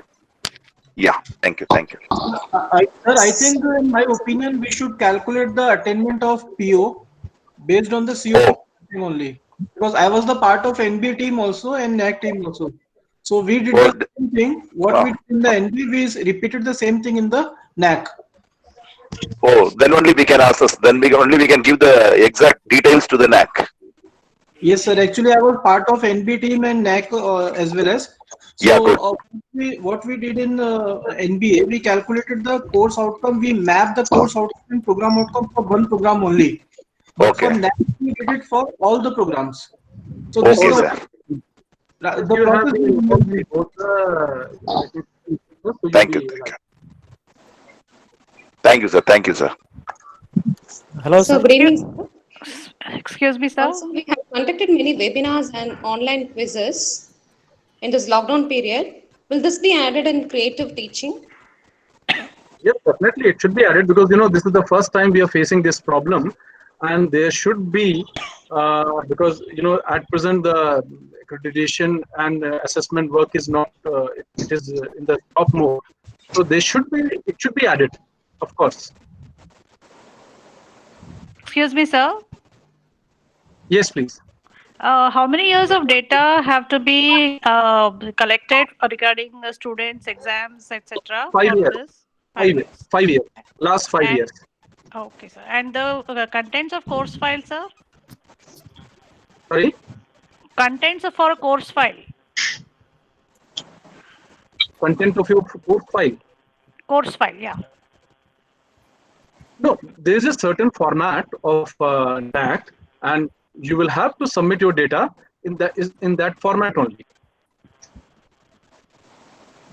Okay, sir. Thank you, sir. Hello, sir. Sir, good evening, sir. Good evening, sir. Sir, could you please expand on ICT, sir? Apart from use of these LCDs and all, what other things that we can use for ICT? Just could you expand on that? While teaching, you can use now, since internet is there, so many things are available on YouTube. Because what I feel personally, because I'm in this field since last 30 years, the making of this audio visual and all that. So on the basis of my experience, I can say that audio visual is very interesting, and at times you single frame, single picture can say so many things, and there are certain subjects on which if you present it in a audio visual mode, then it would be very interesting. So you can make short films of that particular your presentation in a film mode, in an audio mode, and so through this way you will. I think it would be a creative way to present your the teaching and learning process. Yes, sir. Actually, we are already doing that while teaching poems. We create our own videos, and we also show texts which have movies. So all these we are doing, sir. Apart from that, if there is anything else, I just wanted to learn from you. Thank you. Yeah, I think that's it. Yes. So thank Sir, you. hello, sir. Sir, the metrics that you have all explained today, they are all being revised from 1/1/2020, if I am not wrong. 1/2020. Yes, sir. Most of the metrics that we have now discussed in this session today, they have been revised by NAAC. Many of those metrics have been removed. A few new have been incorporated. Like? Can you give any example? Sir, for example, teachers getting national, international recognition, those criteria have been removed. fact, there is a huge change, sir. No. See what happens. There are three categories. You know, the university is there, autonomous colleges are there, and affiliated colleges are there. So it may be removed from the colleges, but in the university system, I think it is still existing. Even in the university, there has been some changes, sir, I believe. Because while you did explain, I did make a verification of what is available for university also. The metrics are different, sir. It has been revised. Yes. As you said rightly, the revision is made in the month of December 2019. Yes, sir. Yes. And nowadays, the institutions are divided into 4 groups: university, autonomous colleges, affiliated PG and UG colleges. Likewise. Yes, sir. It is affiliated PG and correct. Very correct. And yes, sir. And accordingly, the metrics are devised for each of these. Exactly. The one which we discussed in this session did not represent that. Okay, but I think the affiliated college UG and PG both have got 350 out of 1,000 for this criteria. Criteria: teaching, learning, and evaluation.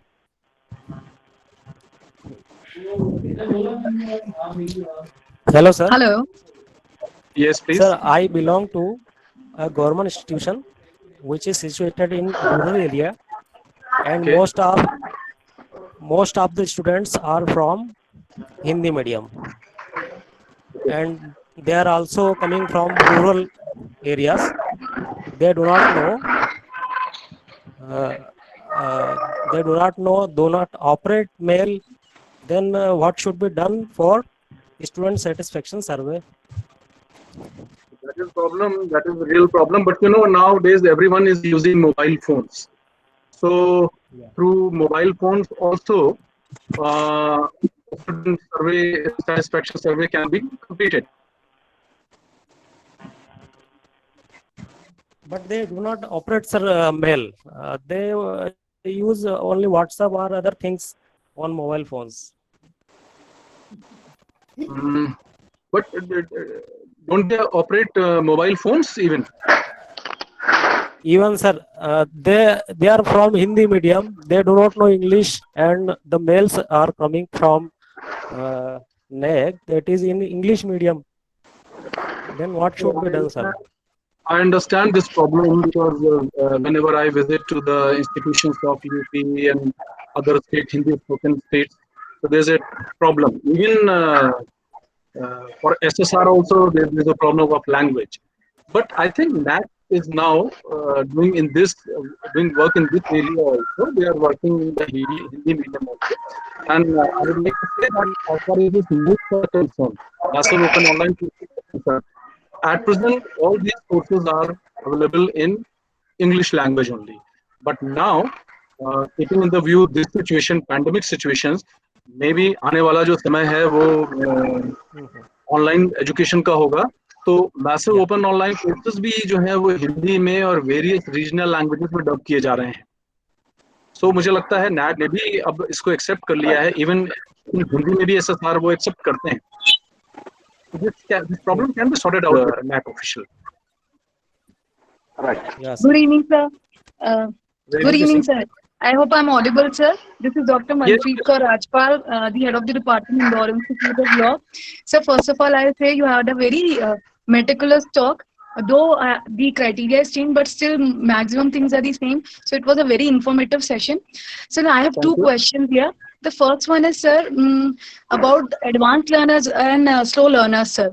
Sir, the parameter is done that we can assess them in the midterm. Sir, I really wish to know what should be the documents which we need to supplement for proving it. Can you please repeat your question? Sir, actually the criteria is there of advanced learner and slow learners. As you said, we can assess them through the first midterm. That is quite clear. But sir, when we have to submit the documents, you may say SSR to the NAAC committee. Sir, what should we supplement as documentary record for that slow learner and advanced learner, sir? No, in the FSR you will have to mention the programs you are organizing for slow learners and advanced learners. Okay, that is quantitative matrix, and the number of programs, what kind of programs you are organizing for them, that you will have to mention in self-study report. So the entire data of 5 years we need to put it like that. Yes. All the metrics. Yes. Sir, apart from that, the second one, sir, I think this is overlapping. Slow learner and midterm is repeated in another criteria even. One criteria is there, I think 5th or 6th, there somehow it is being repeated. What about that overlapping, sir? No, you will see many things are overlapping in various criteria. Like, ICT classrooms, as far as teaching learning is concerned, is there. And then when you talk about the infrastructure facilities, then again, you will have to mention the number of ICT classrooms and all that. So overlapping is there. Don't worry about that. Thank you, sir. Thank you.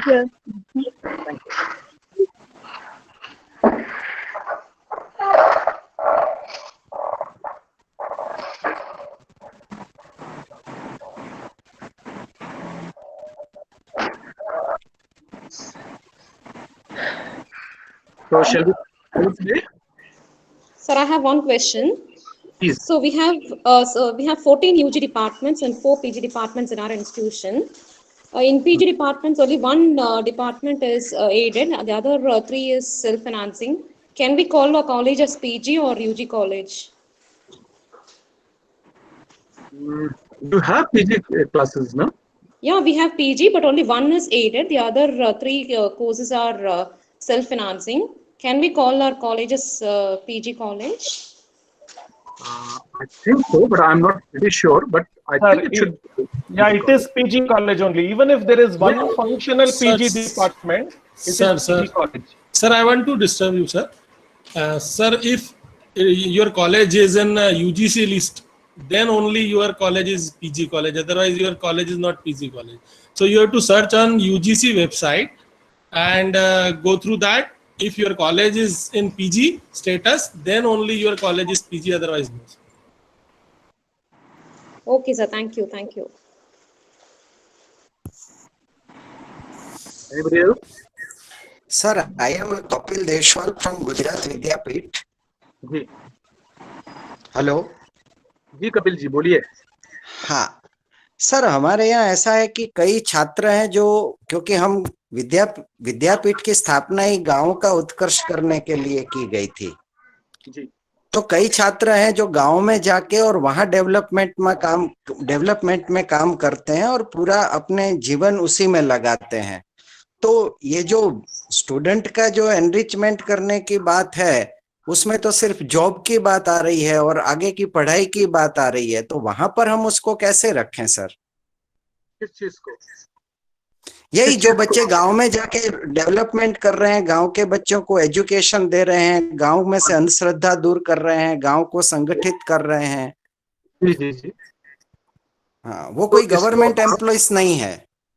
हम उसको ग्राम शिल्पी project के अंतर्गत भेजते हैं विद्यापीठ से. Okay, fine. और वो graduation, post graduation करने के बाद अपनी खुशी से जाते हैं. उसकी ट्रेनिंग देती है विद्यापीठ. ठीक है, तो इसको आप ये पूछें, इसको कैसे साल में रखा जा सकता है? हाँ, क्योंकि कॉलम होती है, उसमें है कि how many student goes to higher education, how many student goes in the employment. Yes, देखिए वो हम नहीं रख पाते हैं. ठीक है, बट उनको आप दूसरी जगह तो रख सकते हैं ना. जो क्राइटेरिया नंबर आई थिंक जो 7th है, या जो बेस्ट प्रैक्टिसेस का है, या एक्सटेंशन की जो, वहां तो हम रखते ही हैं, लेकिन यहाँ तो हमारे मार्क कट जाते हैं ना फिर सर. हाँ, प्रोग्रेशन में आप उसको नहीं रख पाते हैं, क्योंकि प्रोग्रेशन का मतलब जो है वो या तो हायर एजुकेशन में प्रोग्रेशन होना, या एम्प्लॉयमेंट में या प्लेसमेंट में जाना है, क्योंकि ये एक्सटेंशन सर्विसेज में आता है. तो इसलिए ये प्रॉब्लम आ सकती है इसमें, एंड आपका जो डीवीवी है उसको एक्सेप्ट नहीं करेगा. ये प्रॉब्लम है. अच्छा, यही तो दिक्कत आ रही है sir. Ji. Excuse me, sir. Sir, I'll even connect to Kapil sir here. That sir, I am a belonging of law college, that is Indore Institute of Law, and with us the constraint is that basically our students are studying for being a part of litigation. They're not looking out for jobs. It's only a very small percentage of people, those who move forward for placements, sir. It's only a chunk, that 2 to 3% maximum move into litigation and half go for preparation of judiciary. And sir, when we have to present a data, it becomes a problem that you are not giving placements. And on the contrary, students don't want placements because it's a profession, sir. So what to do in this case?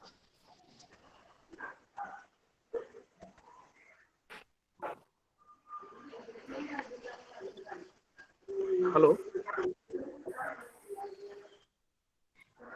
Hello. Sir, was I audible? Hello.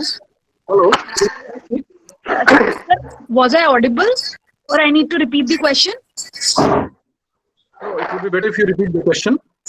Sir, I'll connect here with Kapil, sir. So incidentally, I am a belonging of Law College, that is Indore Institute of Law. So when we look forward for the data of progression, so in that our maximum students don't look forward for a placement, sir. They are all inclined towards litigation or judiciary. So very small chunk of people really want to have placements, and we go for 100% placements of them. But when we have to present the data in NAAC, sir, it becomes very problematic because they don't count the data of litigation. That this is self-practicing, but our degree is professional and they want to pursue their profession. So what we can do into this?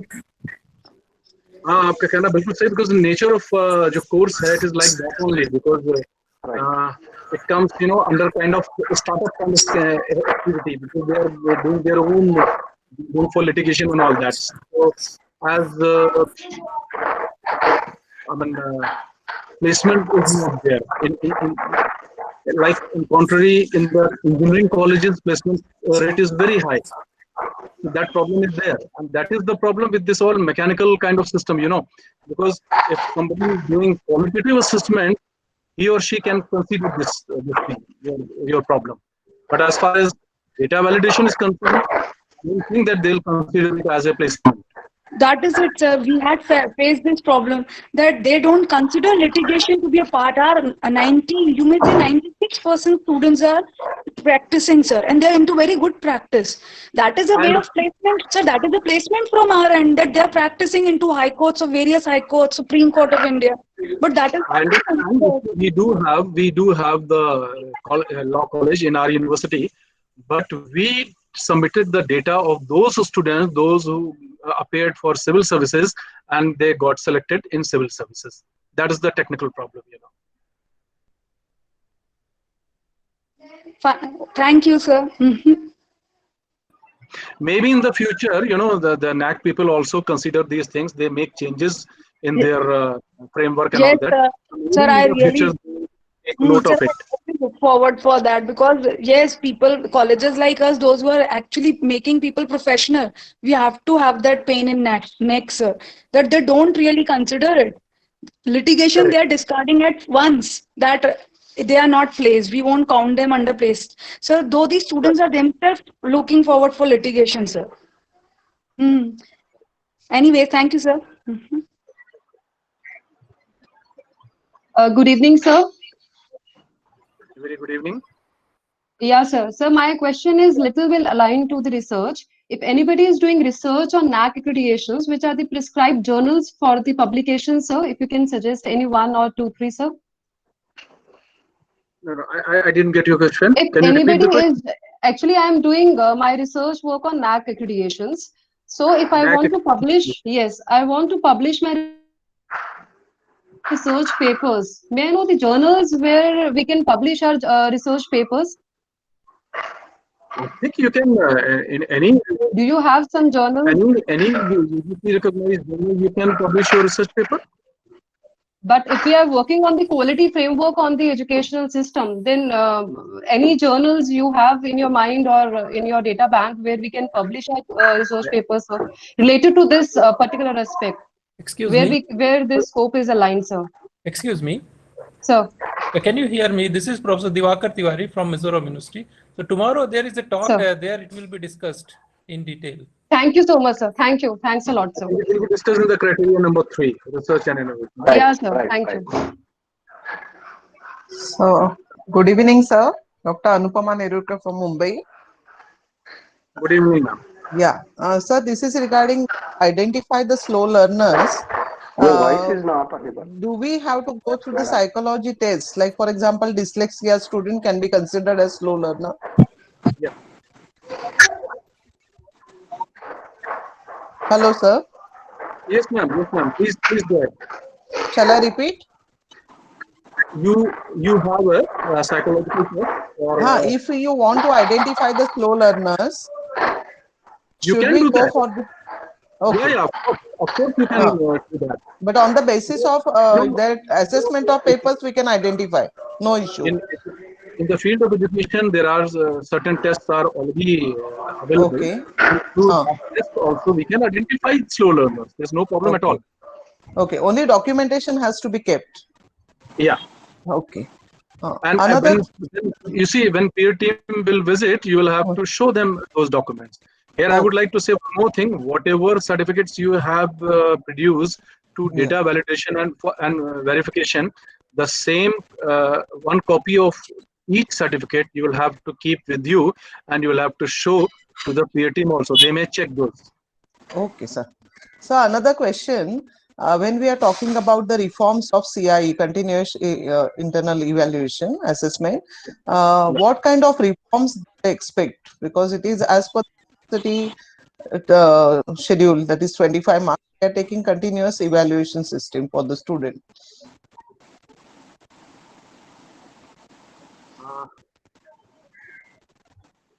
I think reforms are concerned. I mean, first of all, it should be transparent.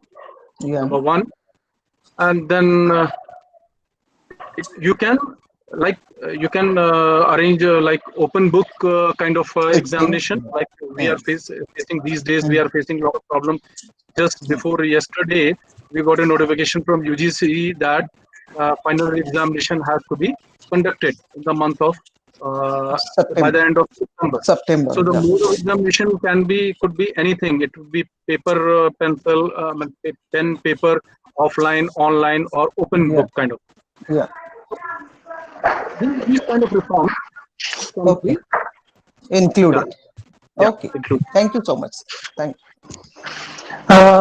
सभी participant से एक request है मेरी कि आप अब जो भी क्वेश्चन है आपके जिस व्हाट्सएप ग्रुप में आप ऐड हैं आप उसमें क्वेश्चन पुट कर सकते हैं और साथ ही आप info@researchfoundationofindia.com पर भी क्वेश्चन दे सकते हैं। सर व्हाट्सएप ग्रुप में ऑलरेडी कनेक्टेड हैं और जो भी क्वेरीज होती है हम उसको सॉल्व करेंगे और साथ ही साथ आपको एक और जानकारी देना चाहूंगा कि आपके जितने भी क्वेश्चन अभी हैं तो जो एक्सपर्ट है वो पर डे जैसे जिस दिन भी एक्सपर्ट आ रहे हैं वो तो देंगे ही देंगे, लेकिन साथ ही साथ एक लास्ट डे में टेक्निकल सेशन रखा हुआ है। उस टेक्निकल सेशन में भी आपके सारे सवालों का जवाब दिया जाएगा। So I request to all participants कि सभी लोग अपने क्वेश्चन व्हाट्सएप ग्रुप में अभी डाल सकते हैं, सेंड कर सकते हैं और यदि वहां आप नहीं जुड़े हैं तो info@researchfoundationofindia.com पर भी आप मेल कर सकते हैं। So thank you all participants. Over to thank you doctor Chandan Gupta sir. Over to doctor Seema Agarwal ma'am. Doctor Seema Agarwal. Ajay sir, Ajay sir. Yes sir, Pujit sir बोलिए। Excuse me, sir. Sir, there is a request that in your advertisement you have published that these sessions will be based on the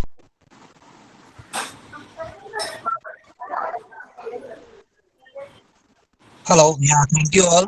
So I would like to welcome Dr. Ashok Kumar Gupta ji for assessment of the second day of the faculty development program. So welcome Dr. Ashok Kumar Gupta ji.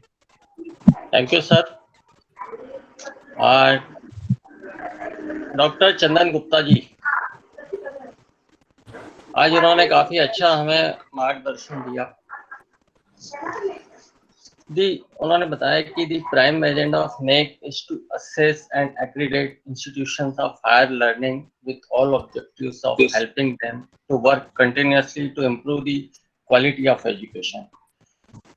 हमें यह भी पता लगा है कि India है the second largest educational system in the world.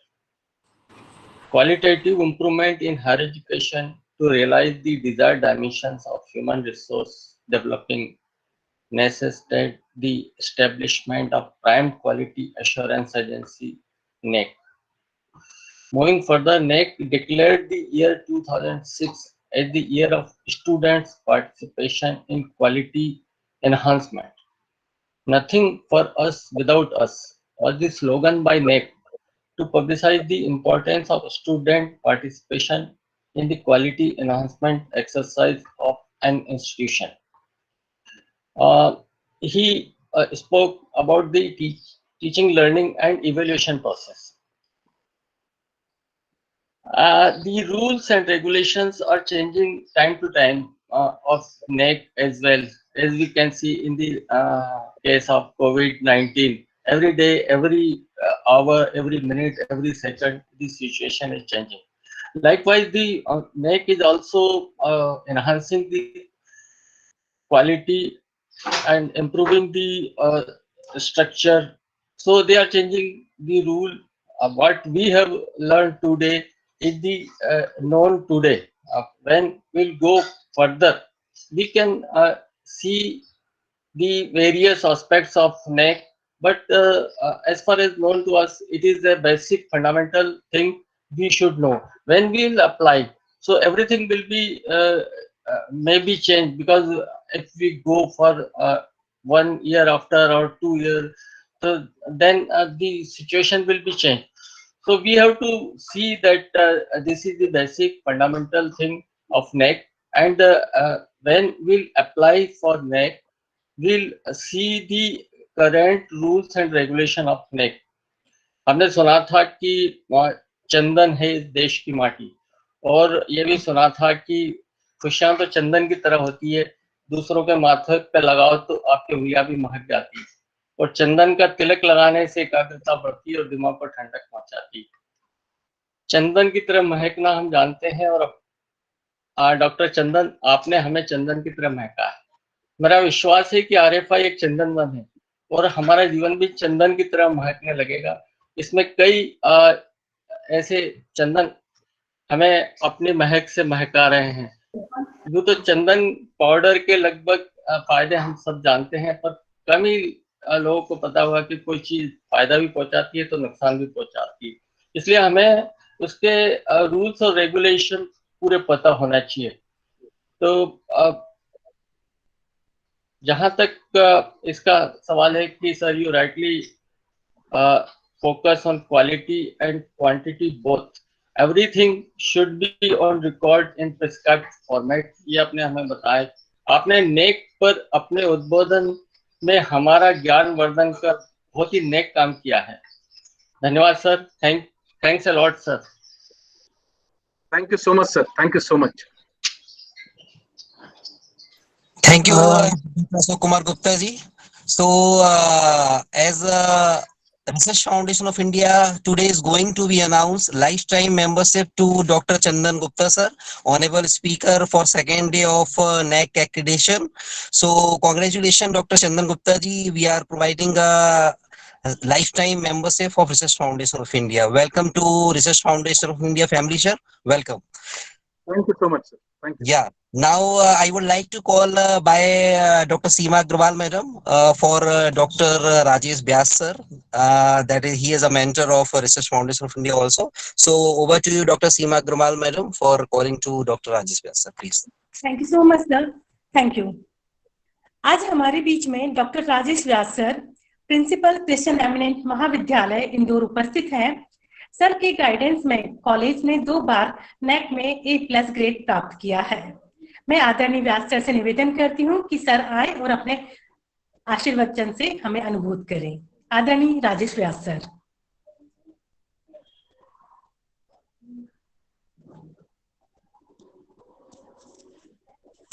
आदरणीय व्यास sir.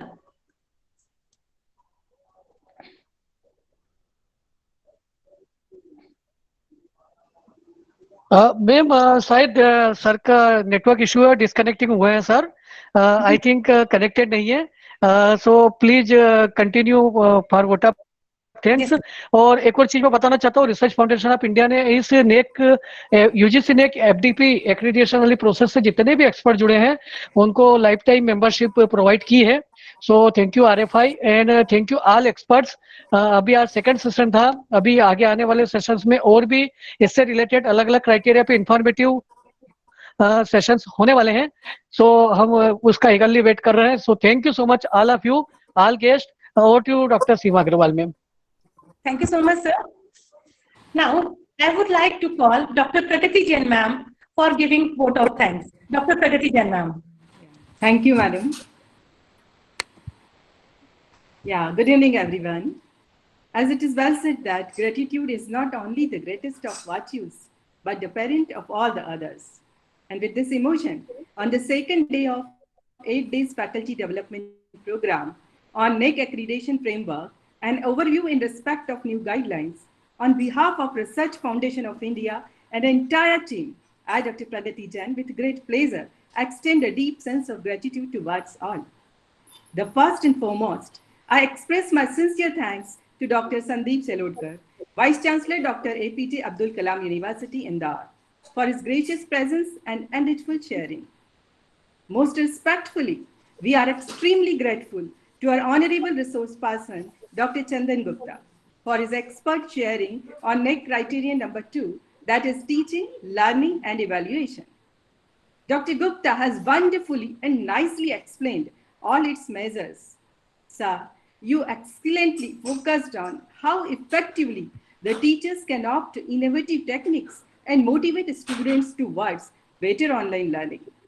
You also resolved all the queries very well. Thank you so much, sir.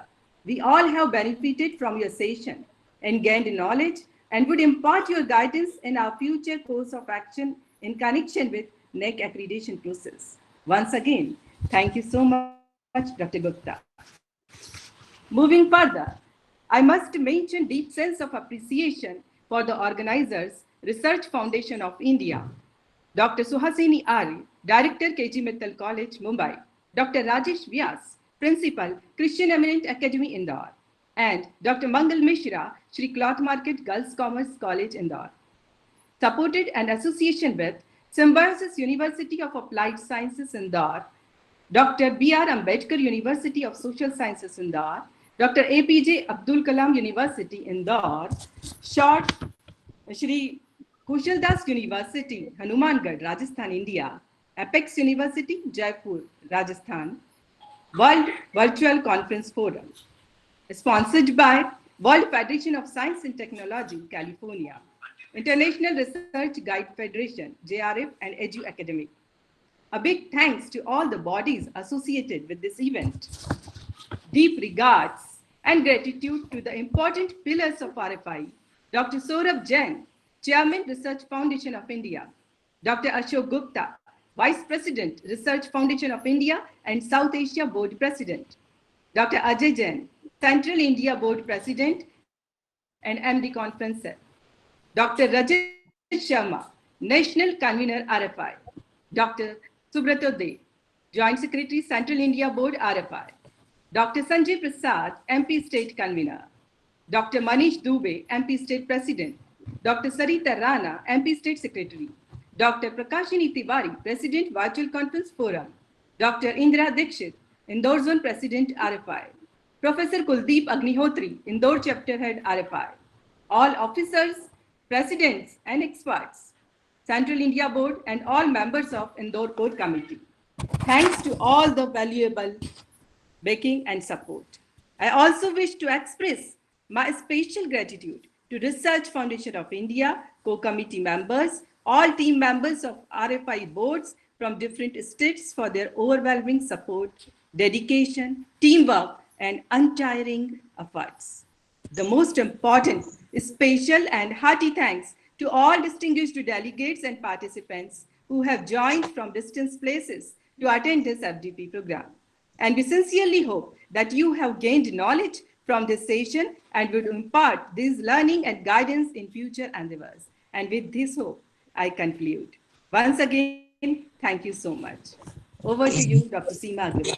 Yeah, Dr. Seema Agrawal, madam. Dr. Rajesh Vyas sir with us, so please proceed. Okay. मैं doctor Rajesh Vyas sir से निवेदन करती हूँ कि वे 2 शब्द हमारे लिए कहें. Doctor Rajesh Vyas sir, principal कृषि लेमनेट महाविद्यालय। आप सभी को नमस्कार। कुछ टेक्निकल प्रॉब्लम आ गई थी जिससे मैं बाहर हो गया था, उसके लिए मैं ऑफिस आता हूँ।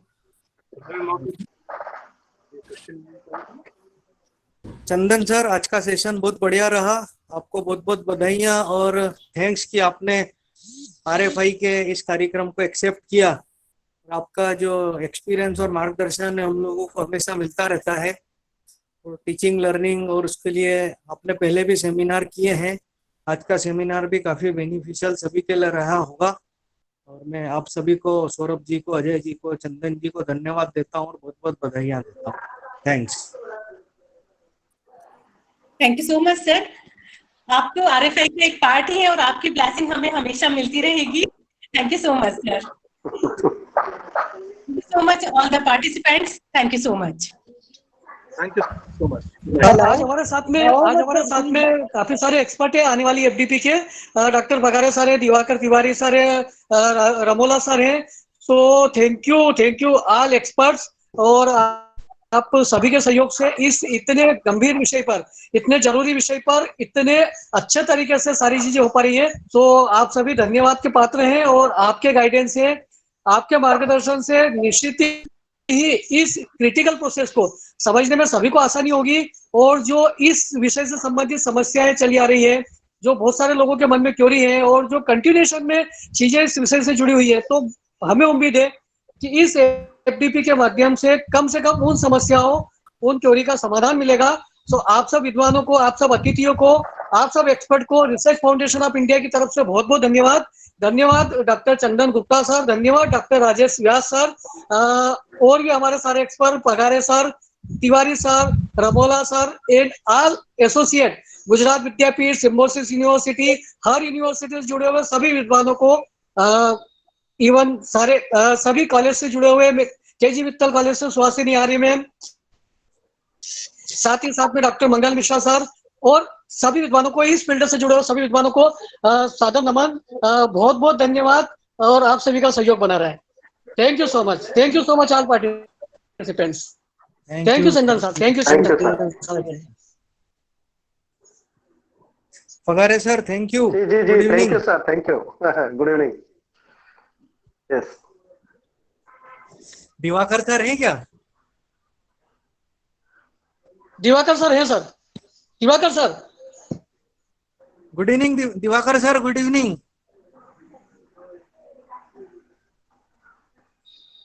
नहीं है सर। सर अभी शायद नहीं है, अभी फिलहाल में कनेक्टेड नहीं है सर, कनेक्टेड थे सर।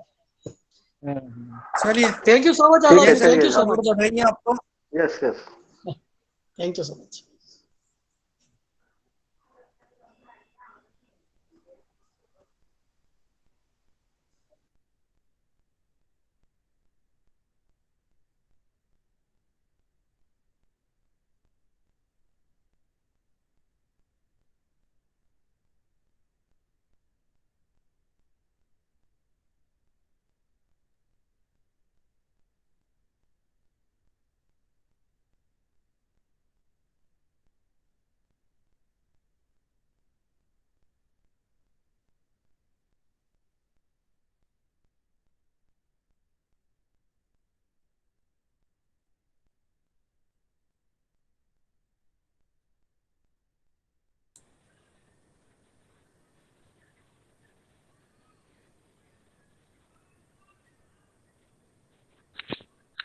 हेलो,